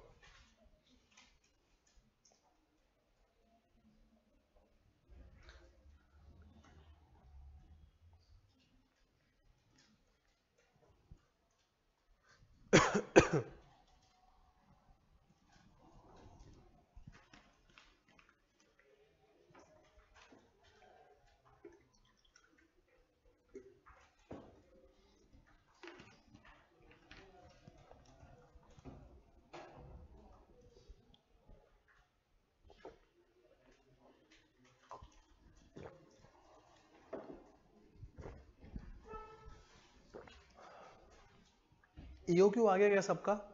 कितना आ रहा है EOQ बताना? 100 और 80, बिल्कुल ठीक। लिखोगे क्या? 100 बैग्स, 80 बैग्स, क्योंकि क्वांटिटी बैग्स में तो रखिए ना भाई, ये छोटी छोटी चीजें लिख के आना, आधे आधे मार्क्स कटते हैं फालतू में, ठीक है। स्टार्टिंग से आदत बना लो, कोई भी यूनिट है सब लिखना है, ठीक है। पूरा हो गया? आओ जी, ठीक है। सेकंड केस आ जाओ, यहां पर मैं पूरा क्वेश्चन कर रहा हूं, एक बार आप लोग मैच करोगे। कौन सा क्वेश्चन है? क्वेश्चन बताना। क्वेश्चन नंबर 7, चलो आप ही बताते चलो ना। सबसे पहले कौन सा? सुपर ग्रो, एक तरफ लिख लो सुपर ग्रो, और दूसरा कौन सा है? नेचर ओन, दूसरा है नेचर ओन। चलो सबसे पहले ए बताओ, ए कितना है? ए है 2000 बैग्स, एक एक चीज लिखना, 2000 बैग्स। दूसरा 1280 बैग्स। देखो प्रेजेंटेशन ना बस ऐसी रखनी है कि जो भी आप क्वांटिटी, जो चीजें लिख रहे हो ना, समझ में आ जाए बस, ठीक है। ओ ऑर्डरिंग कॉस्ट कितनी? 1200 और 1400, ठीक है। अब एक बात बताता हूँ, मैंने ये क्वेश्चन टेस्ट में दिया बच्चों को, ठीक है। आप लोगों को ना आदत पड़ जाती है OC/CC देखने की, कम अमाउंट की, तो बच्चों ने इसको कैसे मिस इंटरप्रेट करा कि ये तो OC टोटल में दे रखा है, ठीक है। क्वेश्चन ध्यान से पढ़ोगे, साफ साफ लिखा हुआ था पर ऑर्डर है, ठीक है। ध्यान से पढ़ना, तसल्ली से। क्वेश्चन पढ़ने में 1 मिनट ज्यादा लग रहा है, लगा दो, आंसर आपका जल्दी हो जाएगा। पहले एक बार समझ लो कहना क्या चाह रहा है, ठीक है। अच्छा सी कितना भाई? 480। दूसरा कितना? 560, बढ़िया। इसके बाद EOQ, एक ही बार फॉर्मूला लिख देता हूं यहीं पर, 2AO/C। बताओ 100 बैग्स और 80 बैग्स, यहां तक किसी को कोई दिक्कत? अच्छा एक बार क्वेश्चन में आते हैं, ये मेरी पहली रिक्वायरमेंट है, हाँ सर ये मेरी पहली रिक्वायरमेंट खत्म। इसके बाद दूसरी क्या बोलती? OC और CC का टोटल, ये लो दूसरी रिक्वायरमेंट यहां से ही चालू कर देता हूं। बताओ OC निकालते हैं पहले, OC कितनी कितनी आएगी? OC 24,000। अच्छा दूसरे में कितना लिखूं OC? 22,400। लो भाई 22,400, ठीक है। OC आ गया। CC सर 24,000 ही आएगी। पेपर में अगर टाइम हो पूरा कर लेना, वरना सीधा लिख देना, EOQ पे तो सेम होती है, चेक करने के लिए हम करते हैं खाली, ठीक है। यहाँ कितनी लिखूं? PC निकालनी है क्या? PC निकालनी है? नहीं सर, तो ये मेरी दूसरी रिक्वायरमेंट खत्म। क्या बोलोगे? Total OC plus CC। बताओ कितनी आई? ये आ गई 48,000, और ये कितना आ गया? 44,800। अच्छा थर्ड पार्ट में क्या बोला है? थर्ड पार्ट में नंबर ऑफ ऑर्डर, फॉर्मूला लिख देते हैं एक बार। बताओ नंबर ऑफ डिलीवरीज लिखा था ना, वही लिख देता हूँ, फर्क तो कुछ नहीं पड़ेगा। नंबर ऑफ डिलीवरी फॉर्मूला क्या? A/, EOQ बताओ भाई कितने कितने ऑर्डर, ऑर्डर कितने लिखे 20 ऑर्डर, यहाँ आ गए 20 ऑर्डर और यहाँ कितने 16 ऑर्डर या 16 डिलीवरी। क्वेश्चन खत्म हो गया। बस पेपर में इतना करके आना है, 6 मार्क्स पूरे में से पूरे, ठीक है। कोई दिक्कत यहाँ तक? EOQ पे कमांड आ रही है ना, ठीक है। घर से कुछ नहीं करना, बस जितना EOQ हमने पढ़ा उसे रिवाइज करना है खाली, ठीक है। एक बार मैं यहाँ पर भी अभी रिवाइज करा रहा हूँ, यहाँ तक सही है ना सब कुछ, कोई दिक्कत? ठीक है, नोट कर लो एक बार आप लोग खाली। हो गया यहाँ तक? आओ जी। अगर आपको कोई भी फॉर्मूला ऐसा लग रहा है, लॉजिक समझो, लॉजिक से अलावा और कुछ भी नहीं है सर। टोटल मटेरियल के 2 कॉन्सेप्ट समझे, ध्यान से सुनना, 5 मिनट सारा रिवाइज हो जाएगा, ठीक है सर। सिर्फ 2 कॉन्सेप्ट करें। पहला ABC एनालिसिस। क्या है ABC एनालिसिस? कुछ भी नहीं है सर, कैटेगरी ए।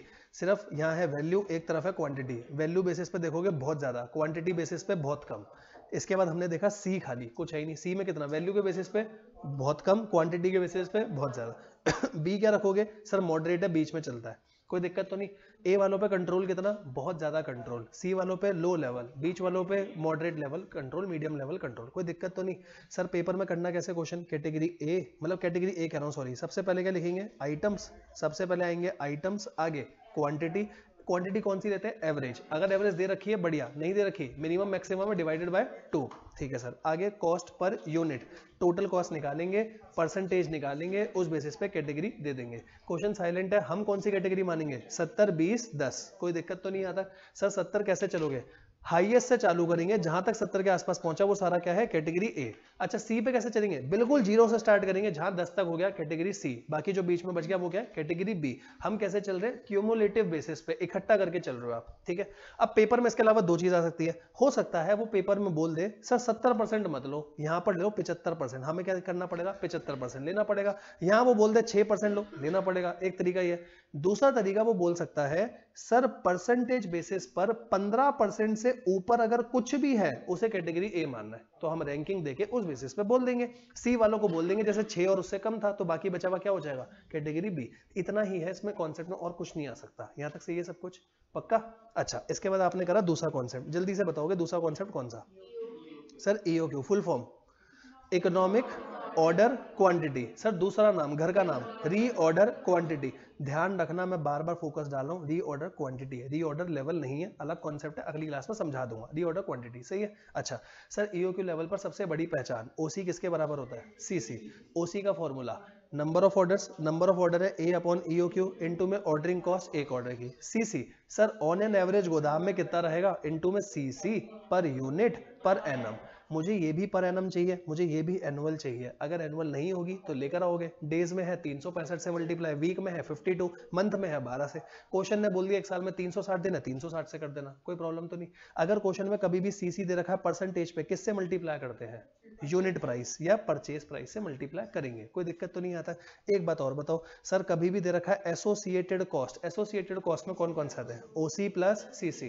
क्वेश्चन में बोला total variable cost, PC OC CC, PC साथ में लेना पड़ेगा। इतना ही तो करा है हमने। यहाँ तक सब कुछ क्लियर है? बस जो क्वेश्चन हमने करे वो रिवाइज करके आपको आने हैं। यहाँ तक सही है सब कुछ? कोई डाउट किसी बच्चे को लग रहा होगा सर ये कॉन्सेप्ट नहीं समझ आया, कोई दिक्कत? पक्का? बस घर से एक काम है, जितना करा है रिवाइज करना है। दूसरा, हमने जितने यहाँ पे क्वेश्चन करे, अगर आपने देखा हो मैंने किसी क्वेश्चन की आपको कैटेगरी नहीं लिखवाई, एक की लिखवाई थी जो मेरे हिसाब से इंपॉर्टेंट था। बाकी कैटेगरी आप अपने हिसाब से लगाओगे। अगर आपको लग रहा है बहुत बढ़िया क्वेश्चन है, कैटेगरी ए लगाओ। आपको लग रहा है क्वेश्चन में एक आधा पॉइंट है जो मुझे बाद में रिवाइज करना पड़ेगा, बी लगाओ। आपको लग रहा है बिल्कुल फालतू है, एक बार कर लिया फॉर्मूला बेस है, आगे नहीं करना, कैटेगरी सी लगाओ, खत्म करो उसको, ठीक है। ये चीजें आज से करते चलोगे ना तो रिवीजन बहुत आसान हो जाएगी, ठीक है। बस इतना करना है। चलो गाइस, बाकी करेंगे अगली क्लास में, ठीक है। Bye bye, thank you. Online वाले बच्चों आपका कोई डाउट? एक बार लिख दो चैट पे कोई डाउट है तो।